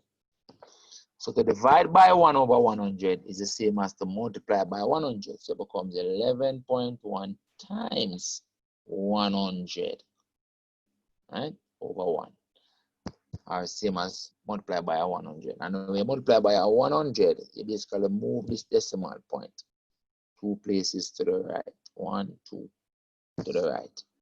All right. And so it becomes 1110, which therefore is this one.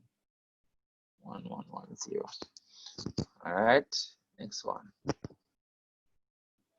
It says 12.5% of a sum of money is 40. 12.5% of a sum of money is 40. What is the sum of money? All right, let's call the sum of money x. So what they're saying is that 12.5, let's call it 12.5 over 100 times a sum of money is 40. I basically now trying to find the x, the sum of money. That's what they're saying, you know. So the x sum of money becomes 40 times 100 divided by 12.5. I'll canceling this down, right? Canceling it down. So we can go like this. We can say, right? What we can do to make it a whole numbers is multiply up here by another 10 and multiply down here by another 10 to make this into 125. All right, so we get x equals 40 times 100 times 10 over 125. And then the 125 is actually what? 5 times 25 is actually 5 times 25. And just break this down. The 125 is 5 times 25. And just break this down now. All right, break this down. Like I can use a calculator, you know. So 25 into this goes 1. And 25 into this goes 4. And then 5 into this goes 1. And 5 into this goes 2. All right. So it becomes something with 320. But can say that 320. Because it comes 8 times 4 is 320. So the answer is this one, 320. So the answer is 320. All right, so work it down. You can use a calculator and yourself to work it down. All right, so a test was marked out of 80. A boy scored 60% of the marks on the test. How many? He scored 60%. So let's work out 60%, 60 over 100 times 80. Now 6 times 8 are 48, you know. So it must be this. It must be something with a 48 in it. See there? Because 6 times 8 are 48. Based on the values that are there, because the zeros cancel out each other, right? All right, so that is that. The next question says the square root of 181 lies between. So this is basically almost the same question that we did. Remember, this we said was 169, or square it, and this was 196, or square it. So the 181 is clearly between those two, and so this question we literally did this question already. I think that gives me 191, but it don't matter, the same thing. So the answer is that. All right. Next question. Integers. What this means? Integers. This means integers. Z means integer. Which of the following set is defined by that? Now remember, the Z means integers. The Z means integers. And so you want all numbers that are between -2 and 4 inclusive. This means include the -2 and include the 4. So you're going from -2 to 4 and you're using all the integers, whole numbers. Integers are positive or negative whole numbers. So basically this is the answer. Including -2 and the 4, you want all the whole numbers between -2 and 4. All right, that is that one. All right. This question is similar to the one that we did. If Q is ABC, how many subsets? Now, what this means that the number of elements in Q would be 3. Because I did earlier, I said that this was the number of elements in something was M, and the answer was 2 to the M, right? Now this one now they actually show the elements for this question, right? So the number of elements is 3 elements in there. A, B, and C is 3, not 2, 3. Right? So therefore the number of subsets is 2 cubed. 2 cubed. 2 to the number of elements. 2 cubed. Number of subsets is 2 to the number of elements. And therefore the answer is 2 cubed. 2 to the number of elements. 2 cubed. All right. This one says in the Venn diagram, number of elements in P is 5. Number of elements in Q is 9. Number of elements in the union is 10. What is the number of elements in the intersection? Now, this question you can actually work it out without having to go to the Venn diagram now, using this simple relationship. And something good to remember. Number of elements.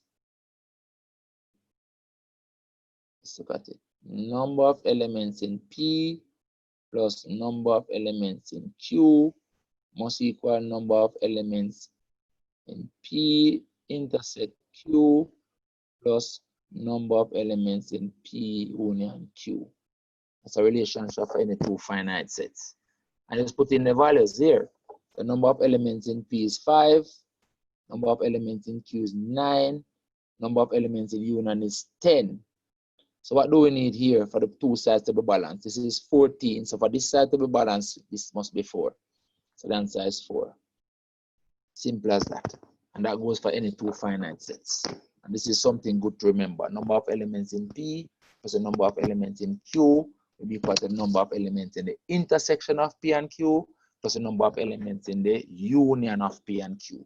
So you put in the 3 that they gave you, and you work out the one that they don't give you. Simple as that. All right, that's number 9. So the answer is 4. All right, next one.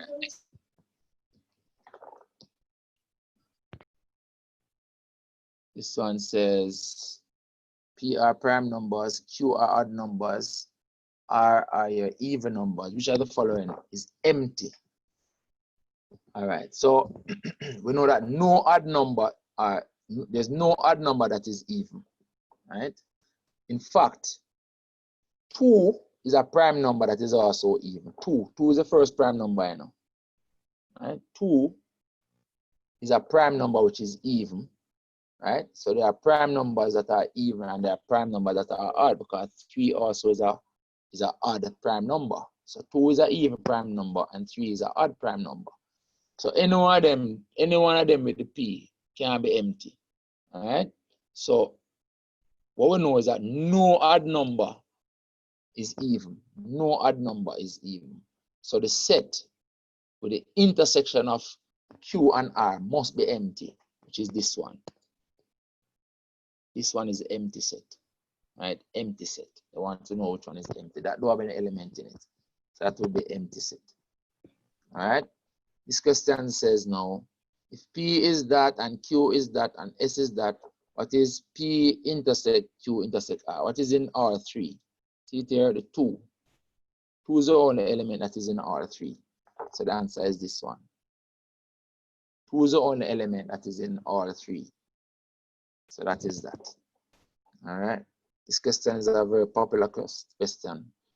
So which are the following represented by diagram? Everything outside of P is shaded, and everything outside of P is referred to as P complement. So this is P complement. Everything outside of P is P complement. All right. Number 13. Now the exchange rate question again. It says TT is equivalent, 6TT is equivalent to 1 US, then 15 is what? Right? You can look and see that 15 is 2.5 times 6, you know. So it must be $2.50. But let's say you don't know that. You can work it out as a ratio. TT to US is 6. TT to US is 6 to 1. And you want this side to become 15. Right? So if you want to become 15, right, and you can see it's 2.5, you can carry it down first and then multiply it back up. All right, you can carry it down first and then multiply it back up, you know. All right, to carry it up to 15. So we can firstly carry it down to we want to reach 15. So we can carry it down to 3 first by dividing by 2. All right, or multiply by 1/2. Just showing the exam, you don't see it right away. You multiply by 1/2 first. Carry it down to 3. All right, so this side is going to become 3, and this side is going to become 1/2. You multiply by 1/2, and then now you want to go back up to 15, so multiply by 5. So you want to go back up to 15 now, so you now multiply by 5. All right, so times 1/2 first, and now you multiply by 5, because you want to carry it up to 15. So you can't just calculate it, you know, so when you multiply by 5, this side become 15. About knows a half of this 2.5. 2.5. So see there, $2.50. 2.5. Or you could just divide 15 divided by the 6, and that will give it 2.5, just the same. But I like to do these exchange rate questions as ratio questions, multiply and divide by values to get what you want. All right, so, and then you take it and say $2.50. This next question, so far I don't see any repeated. It says $7,000. This is $7,000 because I see the dot there. $7,000 is borrowed at a rate of 5% per annum for 3 years. What is the simple interest? Formula for simple interest, remember, I equals PRT divided by 100. All right, I just did the math up. Identify the R. This is the P, the principal. This is the R, the rate. And this is the T, the time is 3 years. So it means that the interest, mute your mic, please, mute your mic, is 7,000 times the rate of 5 times the time of 3 divided by 100. Divided by 100. And then you just multiply that out, right? You got 2 into that, you divide that by 100 and divide by 100, right? And you multiply this up, right? So we're going to get 3 times 70 is 210. I can do 5 times 70. Anyway, you want to work it out, it has to be a value larger than these 3 by common sense, right? Because the 5 times 70 is already 350, and you multiply by 3 again. So it can't be any of those 3. Common sense without having to work it out. So the answer must be this. All right, in a multiple choice exam, the answers on the paper, keep looking at the answers. All right, the ones that don't make any sense, you don't waste time. All right, so a just cost $180 is being sold at a discount of 10%. The amount of the discount they want, not the value that they're selling it for, and they want the discount. The discount is just 10%. 10 over 100 times the 180. All right, so let's divide that by 10. 10% just take off a 10, right? Take off the 0, I mean. So it's 18. 10% of 180 is clearly 18. So I don't even need any work. This question now says, the value of a plot of land is 18,000. Land tax is charged at 0.7, well, 70 cents for every $100. What is the total amount of tax paid? All right, so you basically want for every $100 in this, you're paying 70 cents. So that calculation would be the 18,000, and you divide how many $100 in it. So you divide by 100, and then multiply that now by the 70 cents that you're paying, which is 0.70. That's what you're calculating. 0.70. So you just cancel this down, cancel that down. I'll apply one of this 0 to this, and so it becomes 18 times 7. 18 times 7. All right, so that will become 126. So the answer is 126. It will be 10 times 7 and then 8 times 7. All right, so it's 126. 10 times 7 and then 8 times 7. So that's 126.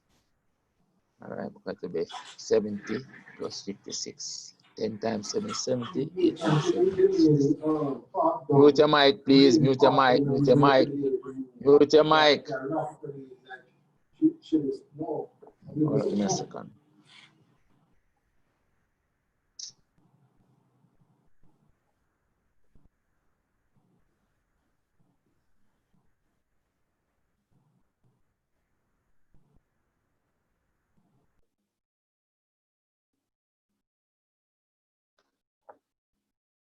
All right.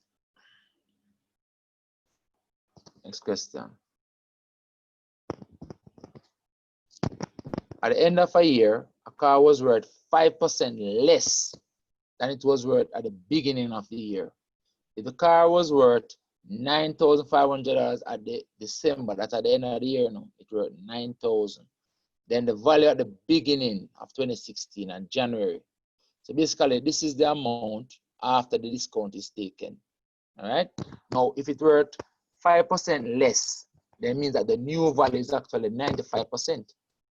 Right? If you take out 5%, then the new value is 95%. So what it means is that 95 over 100 times the original value, X, is equal to 9,500. That's what it is now. We're trying to find X, the value in January. It's 95% of what it was.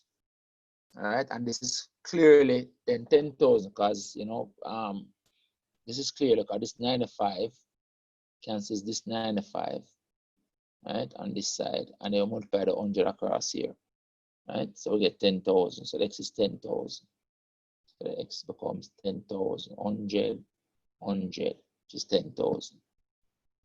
So that is that. All right, so the question is kind of roundaboutish.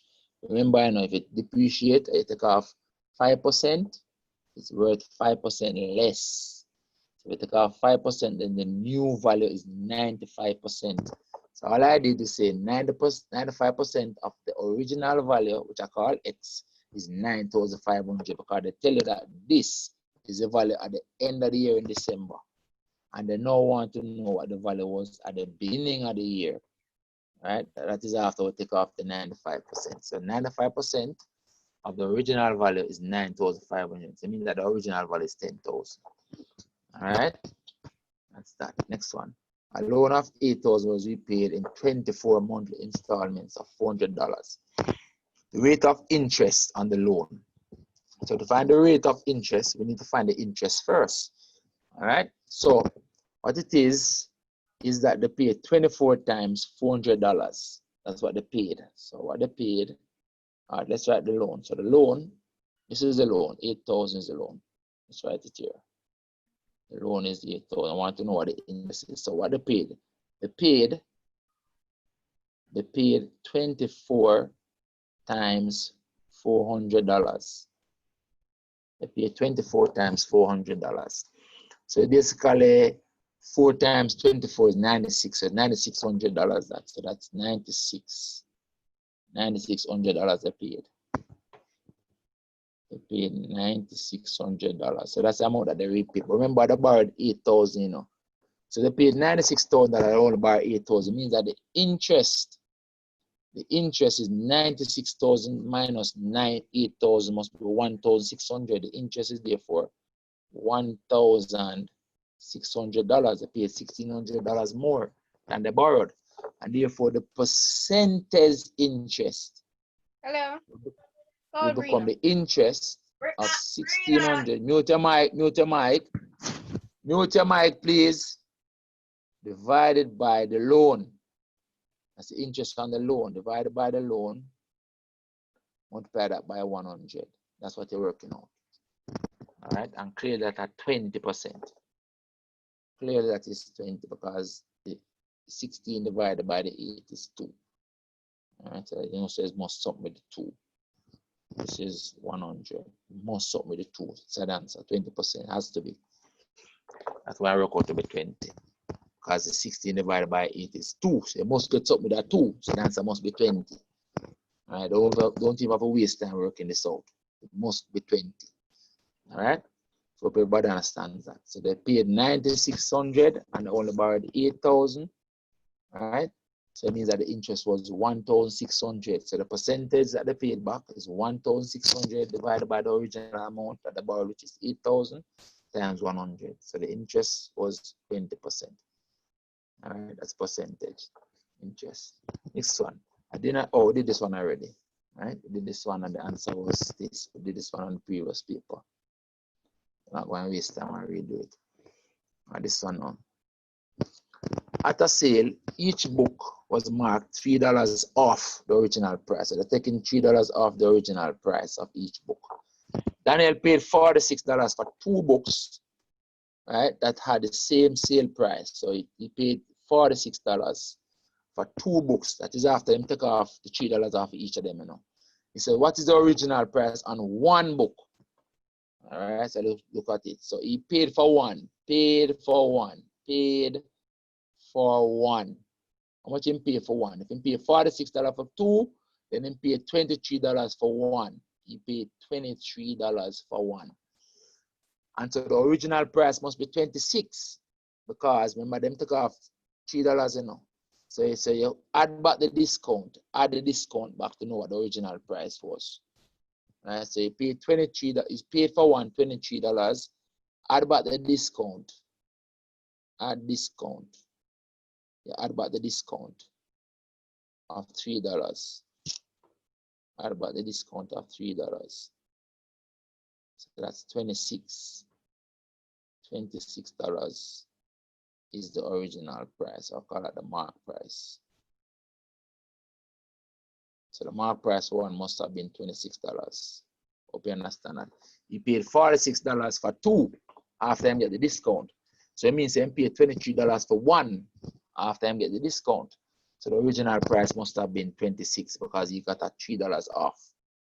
And so the original price must have been 26. And you can check it back.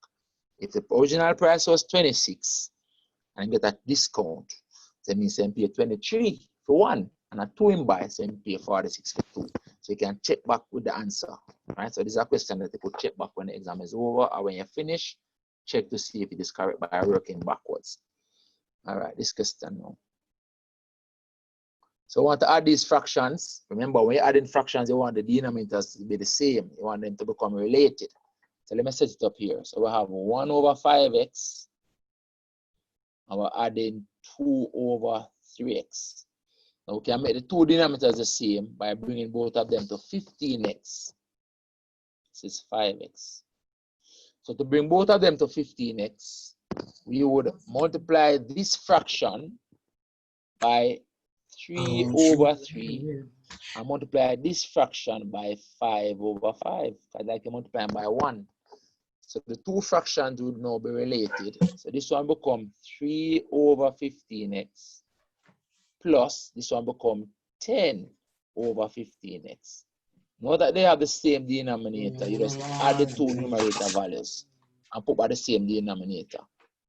Mute your mic, please. And so it becomes 13 over 15x because you made them related. And so this is the answer, 13 over 15x.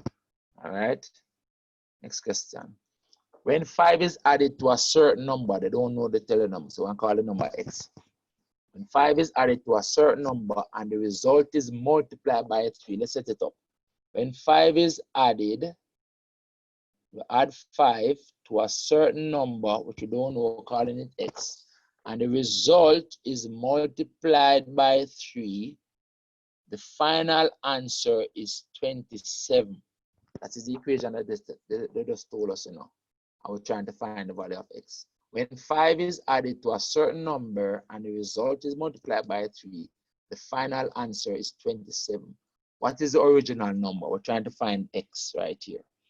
All right, so what we can do to find x is first divide by the 3, divide both sides by 3.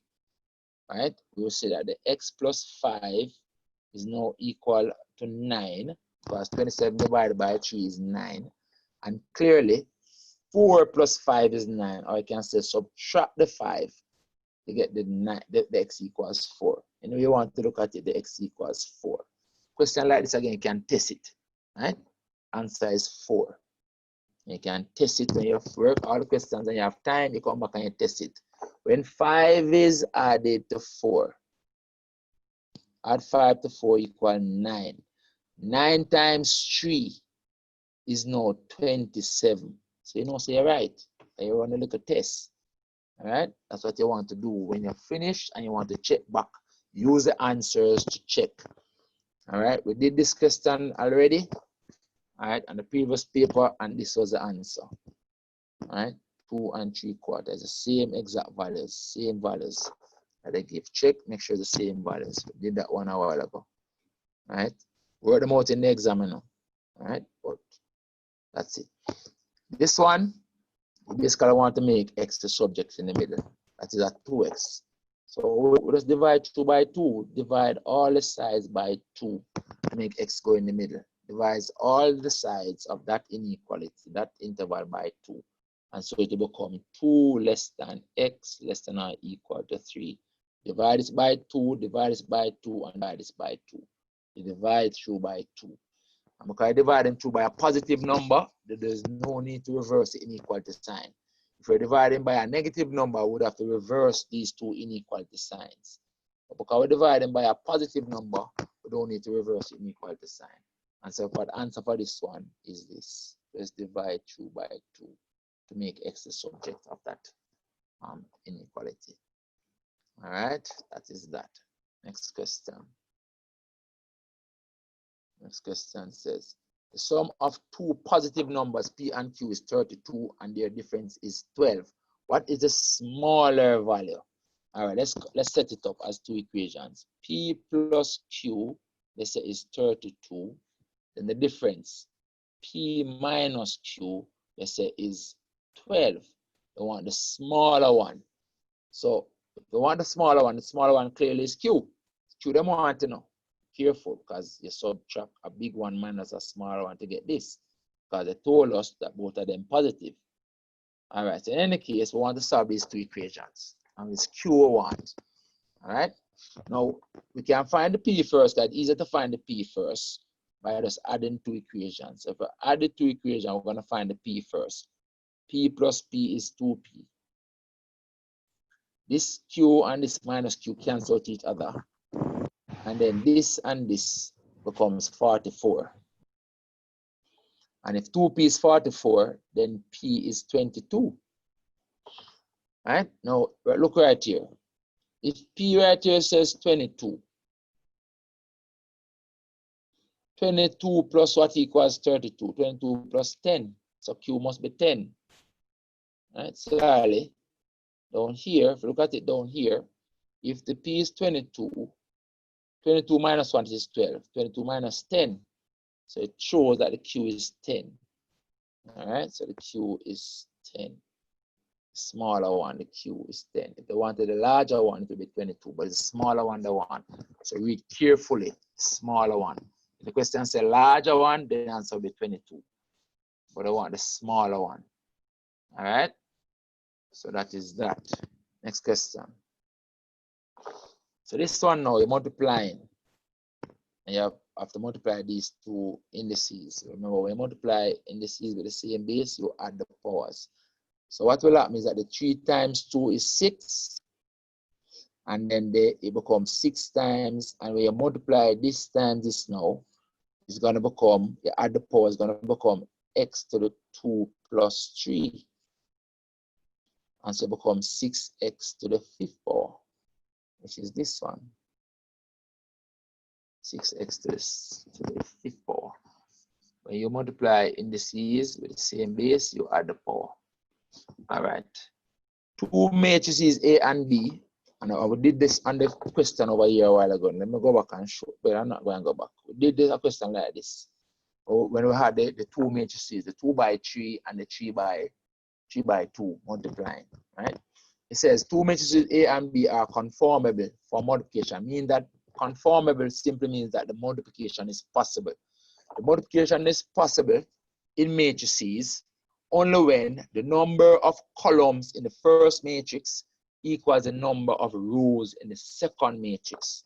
Right? So if the first matrix is a let's say it's a n by m matrix.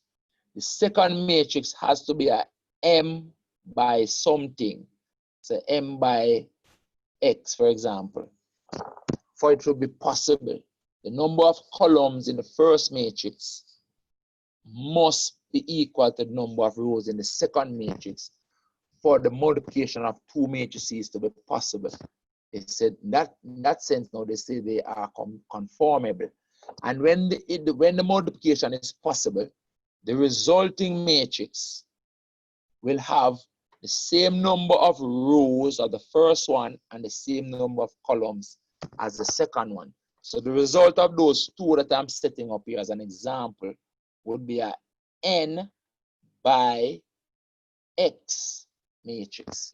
N, m, and x were numbers. That is what you would have. So we're looking for the number of columns in the first matrix. The number of columns in the first matrix must equal the number of rows in the second matrix. And that answer is the second one. See? The number of columns in the first matrix must equal the number of rows in the second matrix. A is the first matrix and B is the second matrix. All right? And so the answer is this one. Number of columns in the first matrix must be equal to the number of rows in the second matrix for the multiplication of matrices to be possible. All right? This question says, what is the determinant of the identity matrix? The identity matrix and the identity matrix for multiplication we're talking about is 1, 0, 0, 1. And this question should have said that because the identity matrix for addition is the 0 matrix, 0, 0, 0. But when they said identity matrix, they're referring actually to this one. 1, 0, 0, 1 is the identity matrix for multiplication. The determinant is 1. Remember, the determinant will be this product minus this product. Right? So the determinant of the I matrix will be 1, that's this product, minus this product, which is 0. So it is equal to 1. So the answer is 1. Sir, Right. Yes? can we look at number 25, please? Number 25. Yes, what is saying now? You have a question? A is 10 or 22? A is 10. You see, you're not looking at it, you can't see? But you may say a P equal 22. I don't understand. No, the P is 22, but P is a larger value. The question asks for the smaller value. Okay. All right. All right, so let me write it. So therefore, Q equals 10, which is the answer. This is a smaller value. All right. If you ask for the largest one at 22, then. I wanted the smaller value. All right. Right.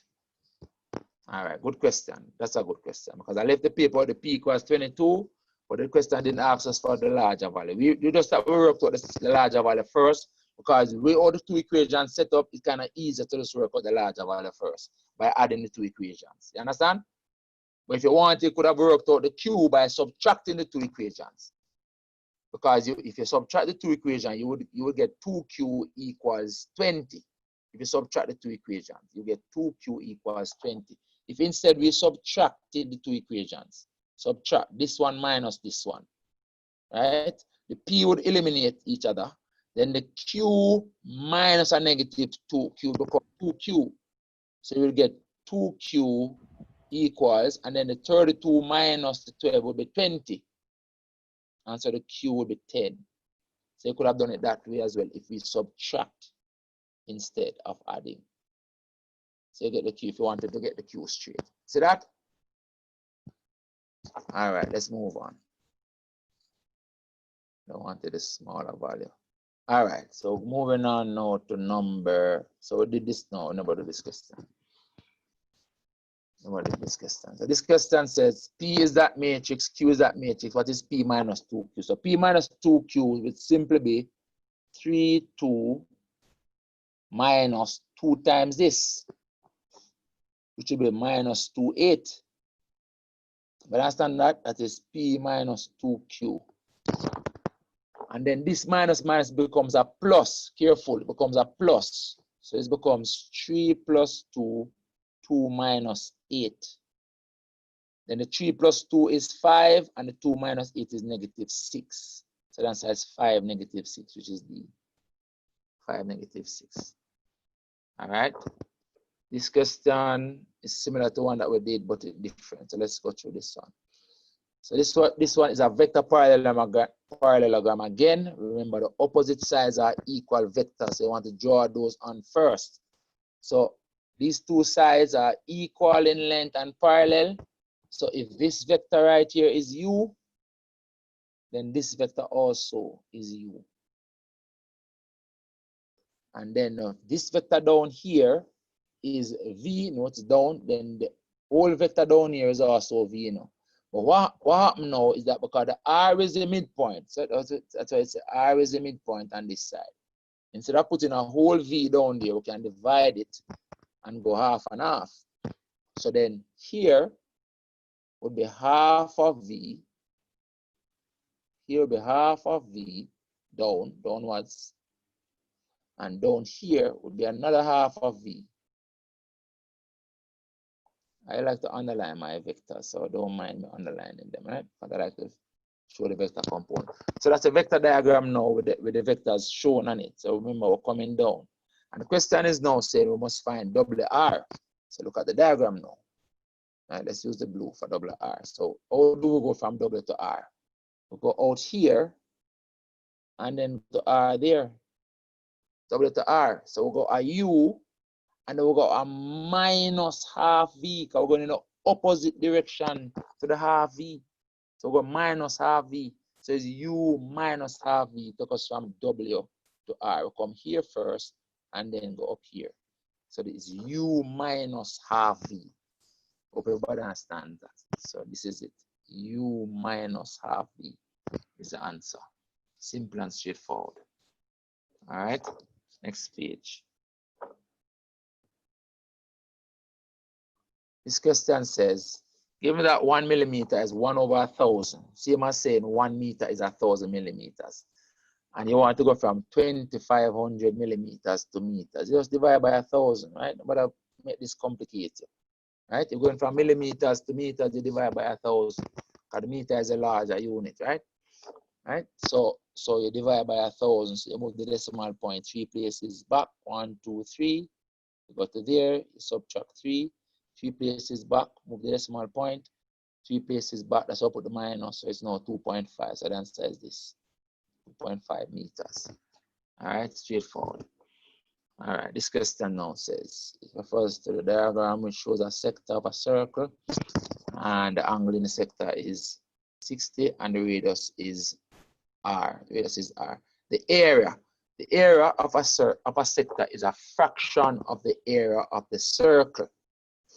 Fraction of the area of the circle, and the fraction is theta over 360. And the area of the circle is pi r squared.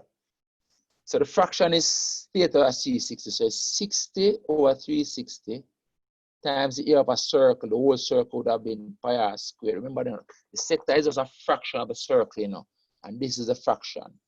The sector angle over the total angle in the circle, which is 360. And the 60 over 60 is just 1 over 6, because 16 is just 1 over 6. So it's 1 over 6 pi r squared. So that is A. Careful. 1 over 6 pi r squared. All right, next one. The volume of a cube of edge, 3 centimeters. We did one a while ago where the edge was 6. So the same concept is 3 times 3 times 3. 3 times 3 times 3 is 27 centimeters cubed.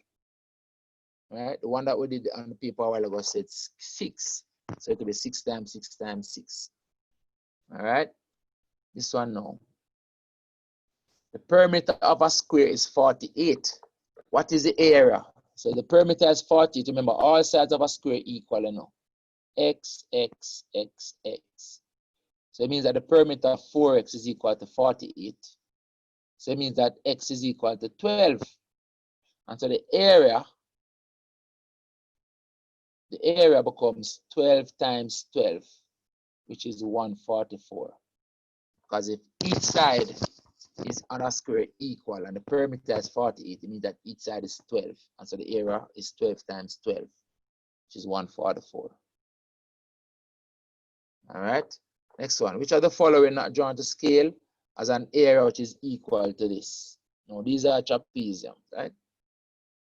Each of them is a trapezium. Now, the area of trapezium is half the sum of the parallel sides multiplied by the distance between the parallel sides. So these are the sides. These are the sides. These are the sides. These are the sides in here. Half the sum of the sides. And this is the distance between the sides. That's what we're looking for. Perpendicular distance between the sides. Half the sum of the parallel sides times the distance between the parallel sides. That's what is the area. So we want the sides to be 5 and 4, and the distance between them must be 2. That's what you're looking for. This one is not it, because these sides are 3 and 4. We want 5 and 4. This one is 5 and 4, but this is not the distance between them. The distance between them must be perpendicular distance between them. So we can't use that either. All right? This one, no. This one, the sides are 5 and 4, but the distance between them here is 5 over 2. We want the distance between them to be 2. So this one out of it as well. This is not it. So this is not it. And this is not it. This one is it, because the sides are 5 and 4, and the distance between the sides is 2. All right? So basically then this is the area. That is the trapezium for that area. Half the sum of the parallel sides times the distance between the parallel sides. This one no. This is a very frequently asked question. It says the area of a rectangle is 53.6. If the length is multiplied by 4 and the width is half, then what is the area? What is the new area? So the original area, I'm going to call it LW. L times W. Length times width is 53.6. Then the length, we're going to do for the new area now. The new area. New area. The new area is going to be, the length is multiplied by 4. The new area is going to be 4 times L. and the width is half, multiply by half the width. That's going to be the new area now. 4 times the length, new area. New area. Working out after they change it. So 4 times half is 2, so you get 2 times the LW. But the LW is 53.6. So this will become 2 times 53.6. The new area becomes 2 times 53.6 because the LW is 53.6. 2 times 53.6 is this one, 107.2. So that is a new area. All right, that is it. Question number 37. All right, so this one gives us a circle again and it gives us a 60-degree angle. It's a sector. It says the length of the minor arc is 8. So this minor arc is 8 centimeters. What is the circumference? Now remember, the arc is a fraction of the circumference. And let's call the circumference C. What it means is that the fraction is 60 over 360. 60 over 360 times the circumference, the fraction of the circumference, is equal to 8. The arc length is a fraction of the circumference. Now 60 over 360 is 1 over 6 again. So 1 over 6 times the circumference is equal to 8. So you multiply the 6 across here, you see that the circumference is 48. So the circumference is 8 times 6, which is 48. That is it. Remember, the arc is a fraction of the circumference, and the fraction is the angle fraction. The sector angle over the 360 is a fraction. All right. Next one. The area of a triangle is 30, and the base is 10. What is the height? So basically, remember, half base times height is equal to 30. That's what they basically saying, you know. And they give us the base. So it means that half of 10 times the height is equal to 30. Half of 10 is 5 times the height is equal to 30. And if you divide by the 5, you get that the height is 6. I can say 5 times 6 is 30. The height is 6. So the height is 6. Simple as that. All right. Moving to this one now. This one says, refers to a histogram which shows the number of children aged 4, 5, 6, 7, 8 who took part in a survey. This last question we did with this, they asked us for the total number of students in the survey. This time they're asking us for the modal age. The modal age is the one with the highest frequency, the most children of that age, which clearly corresponds to this bar right here, the highest bar. That age is 7. 5 children of age 7. So the modal age is 7, corresponding to the highest bar. All right, so the modal age is age 7. All right, because 7 is the age that most of the children were. All right, so that is number 39, number 40. All right, so see this question come back again, but this time now they give us 3 parts. On the previous paper, they gave us 1 part. So it's the same information, you know, right, as we did in the previous papers. 200 students who took part in a driving test. But the marks on the driving test is up to 60, and these are the 200 students. All right. Remember, the ones who get the low marks are down here, correspond to the low marks down here, and the ones who get the high marks are at the top. The high marks are the ones up here at the top. All right. Remember, this cumulative frequency graph, it simulates lining out the students for the ones who get the low marks down here up to the ones who get the high marks up there. It's the best way of lining out the data in ascending order when you give that as group data, the best way. Question says, what is the median mark by the 200 students? Now remember, the median mark is a mark that corresponds to the one in the middle of the distribution. All right. So if there are 200 students, then line out in a line from the ones who are the lowest mark to the ones who got the highest mark. Then the one in the middle, you got the median mark. So that's a 100 student approximately. Look at the scale again. careful with the scale. On the vertical scale, every line is 4. Every small line is 4. Why? Because there are 10 lines between 0 and 40. 10 lines. See there, 1, 2, 3, 4, 5, 6, 7, 8, 9, 10. So each small line is 4. Each of those small lines is 4. Always read the scale before you start to work. So this is 20. This is 60. This is 60. This is 100. This is 140.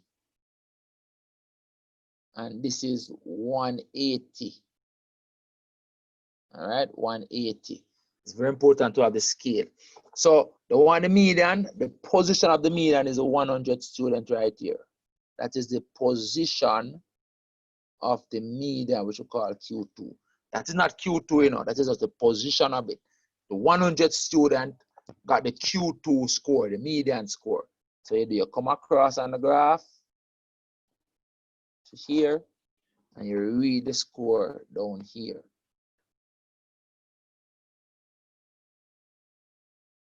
Again, it was the same answer before, because right here says 35, you know.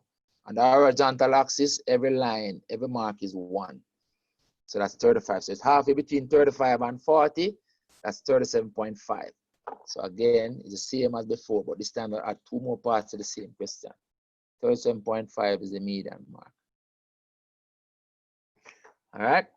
The next part is asking us for the interquartile range. The interquartile range. Now remember, the interquartile range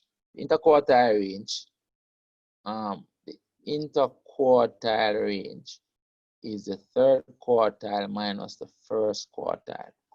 Q3 minus Q1. So all we need to do is find Q3 and find Q1. All right, from the graph and subtract them. So Q3 now, Q3 is 3/4 of the data. So the position of Q3 is 3/4 of the 200. The Q3 student is 3/4 of the 200 student, and the Q1 student is 1/4 of the 200 student. The Q2 that we did here was half of the 200. All right. So 3/4 of 200 is actually 150. So we're looking for 150, the position of it. We'll find the position first, then we'll find the mark. So we're looking for 150. So 150 is just halfway between 140 and 160. So 150 must be right here. 150. Let's put it 150 right here. And that now is the position of Q3. 3/4, let's write it, 3/4 of 200 is the position of Q3. So you find it now, you come across on the graph, trying to find the Q3 mark, come across on the graph there. That looks like it. And you read it down here. And you read it down here. Looks like this mark.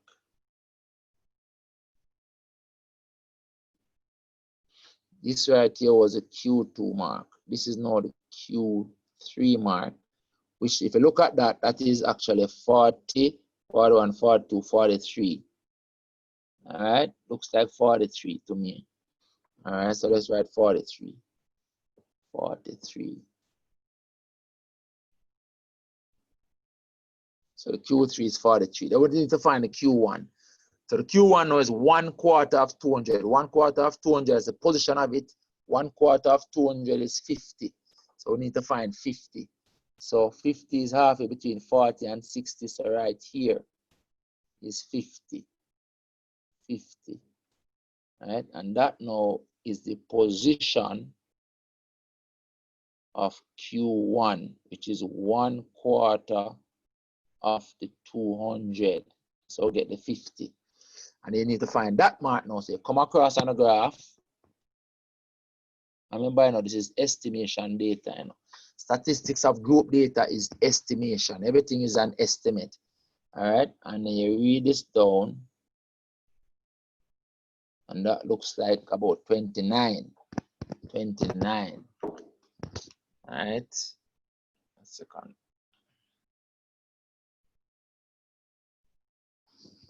All right, so this is now Q1 that I've marked there, and that is 29. So Q, the interquartile range would be a value close to 43 minus 29. All right, 43 minus 29. So IQR interquartile range 43 minus 29. Closest answer to that is this. Remember, estimating, you know, maybe these lines I didn't draw them so straight. Maybe if you go a little closer, you know, it's not so perfect. So in any case, the closest answer to that is this one. All right, 12.5. All right, that is it. Has to be that. All right, I think the correct answer is actually 13.5. I did this question already, and I tried to be precise. I think this was actually 44 something, 43.5 or something. But in any case, that is it. All right, that's the interquartile range. All right, next part now. The next part now is asking us, let's say, if 38% of the students pass the test, what is the pass mark? Remember, if 38% of the students pass the test, it must be the 38% of the students at the top. Right? Remember, you know, the ones who get the highest mark are the ones up at the top of here, you know. So those must be the ones who pass the test, right? At the top. What is 38%? 38%, 38%. How many students we're talking about? 38 over 100 times 200 students. That is clearly 2 times 38, which is what? That is what? 76 students. 76 students. So the 76 students at the top that pass the test, right? So the number who fail, these are who pass, you know, these are the number that pass the test. So who fail the test? Who fail the test must be 200 minus 76, which therefore is 124 students fail the test. So if you want to pass the test, right? So if you want to pass the test, 124 students. So we're looking for 124. Remember, each little mark is 4. So right here is 124. So all the students up here pass the test. Right? Because 124 fail the test. You know, actually, it should be the 125th student is the first one who passed the test. But remember, these lines going up by 4 now, and they're estimating. So it makes sense to start right here as a pass mark. 124. This is 124. That line is a 124. And you have 76 students up here who pass the test. The 124 students down here fail this. These failed. These fail the test. Right? And therefore, the pass mark is a mark that the 124th student got, which is on this line right here. And if you come out to there and read that mark down, it means that to pass the test, you need to have a pass mark, a mark of 40 or more. See there? 40 is the pass mark. Right in the eye is the pass mark. All right, so that 40 is the pass mark.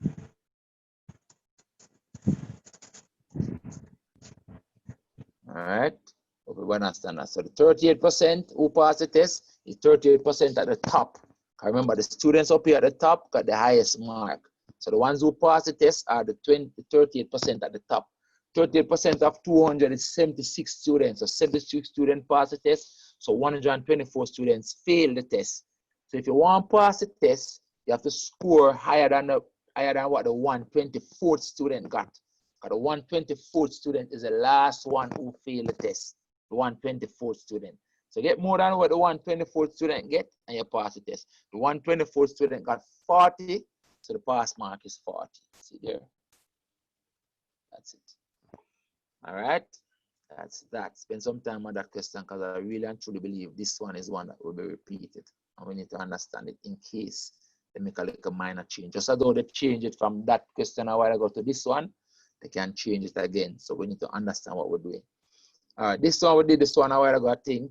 No, different. This one is asking us for the range. So you see the table below. So I think a while ago they asked us for the mode. Right, so different. It says the following table shows the frequency of scores obtained by students in a test. The range of the scores, these are the scores. The range of the scores is the highest score minus the largest score. The range of the score is the highest minus the smallest. So the range of the score, these are the scores, and you want the range. The range is the largest minus the smallest, which is 10 minus 2, which is 8. The range of the scores is 8. 8 is the range of the scores. All right. This question. Another question that trick a lot of people. Be careful. Question says it refers to the following two-way table, which shows the mode of transportation to school on a particular day for a group of 200 students. A group of 200 students, right? The group is 200 students. A group of 200 students. It says a male student is picked randomly from the group of 200 students. So a male student is not picked from the male students, he's picked from the group of 200 students. So that's some are male and some are female, and you want a male student. What's the probability that the male does not walk? These are the ones that don't walk. This one walk, so the ones that don't walk is this right here. 80 of them. And what's the probability from the group? 80 over the group of 200. 80 out of the group is 200 is in the group. So the probability of a student don't walk, meaning they take the bus and take the taxi, is 80 of them, 30 plus 50. All right, and that simplifies down. If you simplify it down, 4 into this is 2, 4 into this is 5, it becomes 2 out of 5. All right, plenty of people put it 80 over 108 and get it wrong, but they say a group of 200, and you know randomly from the group of 200. That is what is important. All right, it's taken from the group. All right, not from the males. Next paper. Next question. Which of the following graph is a function? Now remember, a function, to test a function, you can do what we call a vertical line test. The test is of graph, is a graph of function. We do the vertical line test. Because the vertical line test will tell you if you have a one-to-one or a one-to-many. All right? Remember, for it to be a function, it has to be a one-to-one or a many-to-one. It has to be to one. All right, so any vertical line you draw on a graph must intersect the graph or the point on the graph at 1 point only. If it intersects at more than 1, then it is not a function. All right, now the first one is the answer, because any vertical line I draw on this graph can only intersect a point on the graph at 1 point only. So this one is the answer. The answer is actually the first one. But let me show you why the others are not functions. All right, so you can understand it. If I draw a vertical line on this one, any vertical line I draw, so if I draw a vertical line here, it will intersect at 2 points. I mean that this is one x value mapping to 2 y values. So that's a one-to-many. So that's not a function. This one as well, if I draw a vertical line here, it will intersect the graph here, here, here, and there. That's one x value mapping to a y value there, a y value there, and a y value there, and a y value there. Again, that's one-to-many. And then if I look at the last one, if I draw a vertical line here, if I draw a vertical line here, it will intersect the graph again at 3 points. So therefore, it's not a function, because that will be a one-to-many. Any vertical line I draw on a graph must intersect the graph at 1 point only for it to be a function, and therefore that one is a function, the others are not. All right, that's that. Hope you understand it, because I give other function graph with different diagrams, you know, but we'll get to them later. This one says f of x is 2x squared minus 1. What is f of negative 3? Let's put negative 3 right here for the x, and we're good to go. So this becomes 2 times negative 3 squared minus 1. Remember, the negative 3 squared is 9. You have to work what is in the bracket first, or the power first. So it's just 2 times 9 minus 1. 2 times 9 is 18 minus 1 is 17.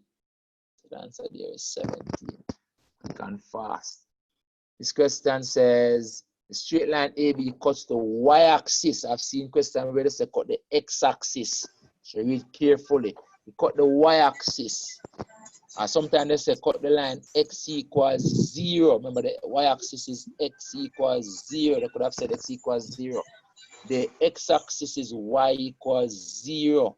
Good to remember these things. So it cut the y-axis right here, this point.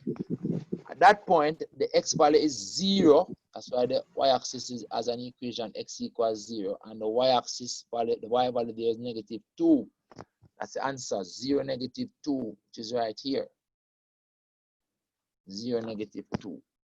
I've seen them ask question where this is the answer because them say x-axis instead. And then this will be the answer. All right, so look out for stuff like that. All right, moving right along. Number 48. Equation of the line which passes through this point. This point is a point on the y-axis, you know, because the x value is 0. So this is a point on the y-axis. So that's a y-axis intercept. And so that's a c value is 5. And they tell you that the gradient is 4. So the m is equal to 4. This means that the m is equal to 4. The equation of a line is y equals mx plus c. Is y equals m is 4x and the c is 5. So this is it. All right. That's that. So that point 0.05 is actually the y-axis intercept. So the c is equal to 5. Number 49. Number 49 says the range of values of x cubed for this domain. So in other words, what will be the range of the y values that you get from that function? Y values that you get. So negative 2 cubed will go to negative 8. Because if it's negative 2 cubed, negative 8. This value will go to negative 1. Because negative 1 cubed is negative 1. 0 cubed is 0. Then 1 cubed is 1. And 2 cubed is 8. So those will be your values, negative 8, negative 1, 0, 1, and 8. So that is this one, which is straightforward question, right? That's that. This question we did a while ago, but the reverse the questions on it now. They say, what is the intersection with the y equals 0? As we say, y equals 0 is the x-axis. Y equals 0 is the x-axis. So basically, we're still talking about these 2 points. X equals 0 and x equals 4. So the answer is A this time. And here, this asks us for the turning point. Turning point is right here. I think they said maximum point the last time, but this time no, it's turning point, same point here. 2, 4. That point is 2, 4. All right, so I repeat these questions a lot. 2, 4. All right. Next question. Which of the following are pairs of lines are perpendicular? Now, when lines are perpendicular, the product of the 2 gradient must equal negative 1, or 1 is a negative reciprocal of the next. The 1 gradient is a negative reciprocal of the next gradient. So you basically have to compare the gradient of the lines to know which one's perpendicular. You want the product of the gradients to be negative 1. All right. So look at this one. The gradient of this line, have to make y the subject. Remember, to make y, you have to get the gradient, you have to make y the subject. This one, the gradient would be minus 3 over 2. Because you have to divide by the 2. Right? And the gradient of this one, if you transpose and make this over here, it will be actually 3 over 2. 3 over 2, right? So this gradient would be 3 over 2. If I multiply them, I'm getting negative 9 over 4. So that is not it, right? There's no, not perpendicular. For this one, the gradient is 2. And for this one, the gradient is also 2. So these two actually are parallel. These two are parallel. So the question that asks for parallel, that will be it. For them have the same gradient. Parallel lines have the same gradient. All right? For this one, the gradient of this one is negative 4. And the gradient of this one, if you divide by the 4, you get a quarter for the gradient. Because you have, remember, you have to make y the subject. So the gradient of this one is actually a quarter. And that's it. These two, if you multiply them, you get -1. Right? M1 times M2 equal -1. Or one is a negative reciprocal of the next. So this one actually is the answer. You know? This is the answer. Right? For this one, why is this one not it? This gradient is a half. Come care over the 2x and divide by the 2, we get a half. And this gradient is -3/5. -3/5. So again, those two wouldn't give you the product. So the ones where the product of the gradient equal -1 is C. Right? C is the answer. All right, this one now. What transformation maps this triangle onto this triangle? All right, we can use a process of elimination. All right, it's not an enlargement because there's no change in size. All right, it's not an enlargement because there's no change in size. It's not a rotation. No, it is not a rotation because rotation does not reverse orientation. Right? If you check the orientation of the two objects, orientation is how the letters go around the object, right? PQR on this one is this way, anti-clockwise, while PQR on this one is this way, clockwise. So orientation is reversed. When the orientation is reversed, we know that we have a reflection. So that answer is actually a reflection because the orientation is reversed. The trouble is that rotation and reflection look alike sometimes. To make the distinction, we check the orientation. If the orientation is reversed, then we have a reflection. Reflection reverses orientation. All right, it's not a translation because remember, translation, the object does move from one place to another. This one, the Q is pointing so, and this one, the Q is pointing so. So that's how we know it's not a translation. All right, it's not a translation because the thing will just move from one location to the next. So because the orientation is reversed, that is why I know it's a reflection. Reflection reverse, reflection in a line reverses orientation. All right, so that is that. Number 54. Number 54 gives us this triangle. It's an isosceles triangle, and therefore this angle over here is also 30 degrees. Right? Because an isosceles triangle. So the angle opposite this side and the angle opposite this side must be equal because it's an isosceles triangle. If you use the sine rule concept, right? So that angle is that. What is the angular value of x? Clearly, is 180 minus 2 times 30. 30 and 30 is 60. And so minus those 2. So 180 minus 60 is 120. So x is 120.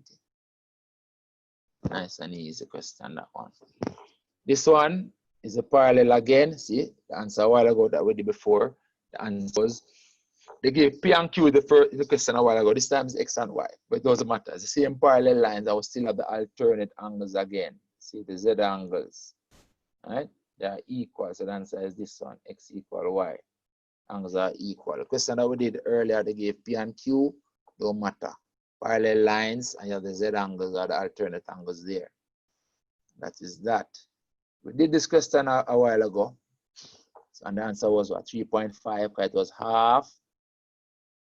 And so this has to also be half. Half it.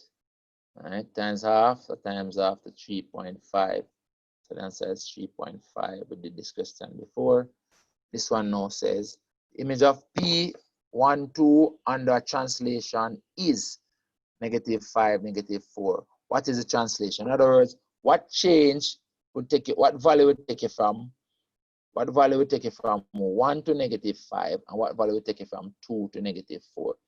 You have to subtract 6 and then subtract 6 again. So the answer is this one, right? But let's say you can't see that quick way and work it out, right? Let's say you get some different values and you want to work it out. If you have to work it out, you can't reason that. What it is that P plus the translation equals P prime. So it works. And you want to find the translation. So the translation is equal to P prime minus P. And you put in the values. So the P prime is -5 minus 4. Okay, we use a column vector for calculation. -5, -4, -1, minus the p-values, which are 1, 2. You have to use the column vectors for the calculation when you're doing transformation. So the t becomes -5 and -1 is -6. -4 and -2 is -6 as well. So that is it. We could actually look and know. In any case, that is the answer. All right. That's 57.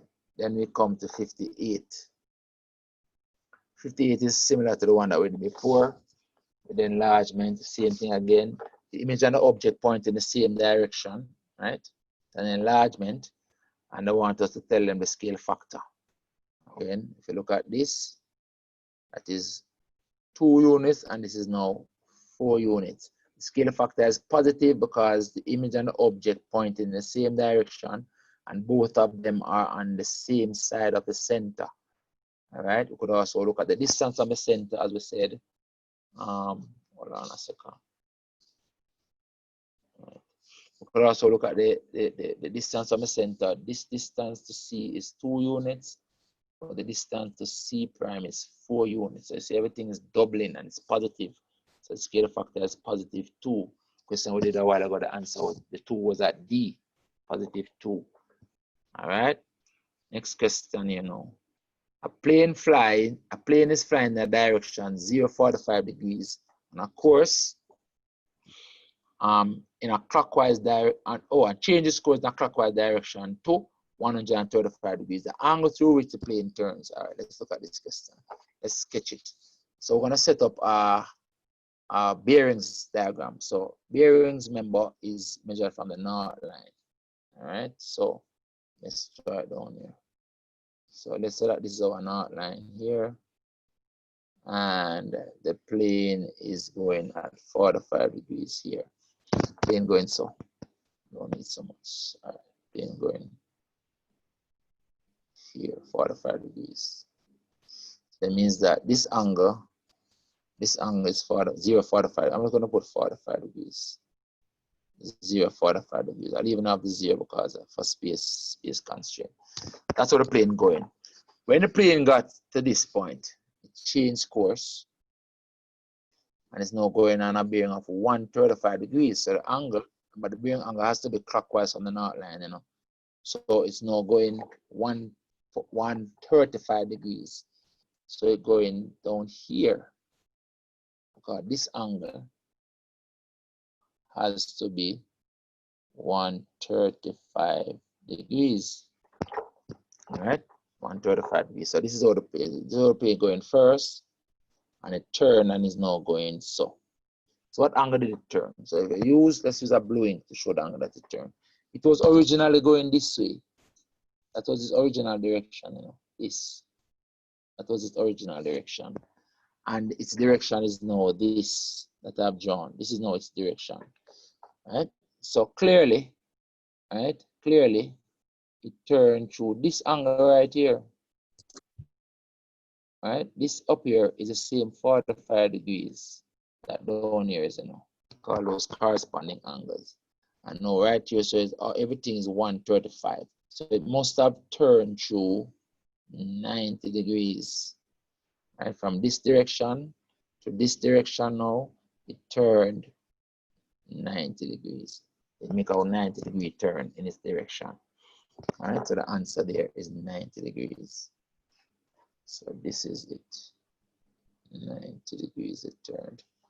From a bearing of 45 degrees to a bearing of 135. You need a turn of 90. Some people might just subtract it. All right, but that's it. Because they say turn clockwise, meaning turn to the right 90 degrees.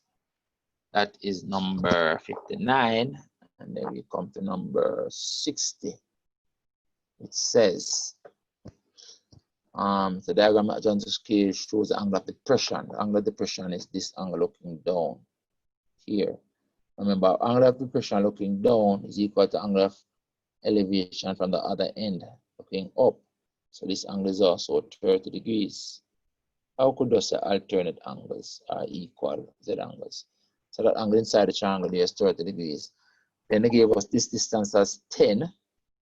And the question is asking us for the height, YZ. So you're asking us for this height, YZ. So let's say we call that height X. I'm trying to find X. So what is it? Opposite side to the angle and adjacent side to the angle. So-called tower, opposite and adjacent. So we have to use tan of an angle to get this. So I'm going to say tan of 30 degrees equals the opposite that we want over the adjacent that we know. So to find the X, just multiply the 10 across here. Right? And so the X is equal to 10 tan of 30 degrees, which is A. That is that paper. All right, it's now 2. It's now 2:11. I'm gonna break and maybe start another session. You know, 3:30 or 4. I send a message. I send out a message in the regular groups to say when we're starting back. All right, we're gonna do the rest of the paper. We will move through the papers quicker as we go, because then we'll see more and more of the questions repeated. All right, so the closer we come to the end is the faster we'll be able to go. All right, so we're gonna start about this paper. Want to see even this first question. These first 2 questions we done already. The first 3, the first 4, first 5. This one, so much of them we do already. We do this one already as well. All right, a number of these we do already. All the questions on the first page we do already. We do this one already. This one, that one. Some of them we do already. This one we do this already. This one we do this already. All right. We do that one. Almost all this paper we do already. Ridiculous. This one we do already. All those questions we do already. You know. Do that one already. Do this one. Is the same paper we do already? Or? No, this one look different. Do that one. Hold on, it's the same paper we do already? Or? Yeah, this one was 6. Is the same paper we do already? Is that a repeat paper?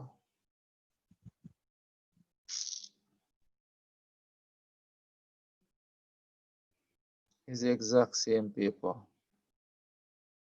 All the questions are the same. Speedboat. That one, that one. That one with the lake. So this set and the other set is the same. So I sent the wrong thing. Yeah, this one is the same. Yeah, this one too. The one question on the one page. And these questions. So all these questions we do already. So this is a total repeat. So there's a missing paper. All these questions do already. You see the repeat on the queue. And then this one again. Answer was C. This one, the reflection of the y-axis. Enlargement, that, and the sin x. All right, so the paper finished already. So we start back with this one. So there's a missing paper. I'll go and look and see what happened there. So there are 2 papers. There's a repeat paper there. So I'll check and see what happened there. But there's a repeat paper. We might do it later. All right, so I'll do it now, as I said. And I start back later. I'll send out a message to the group, maybe about half an hour before I start. All right, so see you later. Hope you'll join me again. I'll go through the rest of the paper. So you can take a break, look ahead and stuff like that. All right, so see you guys later. All right, Aaron. Later, sir. All right, so I send a message. So, you got the message, Aaron? Miss Hamilton sent me. Okay, all right. So when I send to Amil again, he'll send to you. All right. All right, so, sir. Right. So we'll join up again later. So maybe around 3:34. All right. Bye, guys. See you later.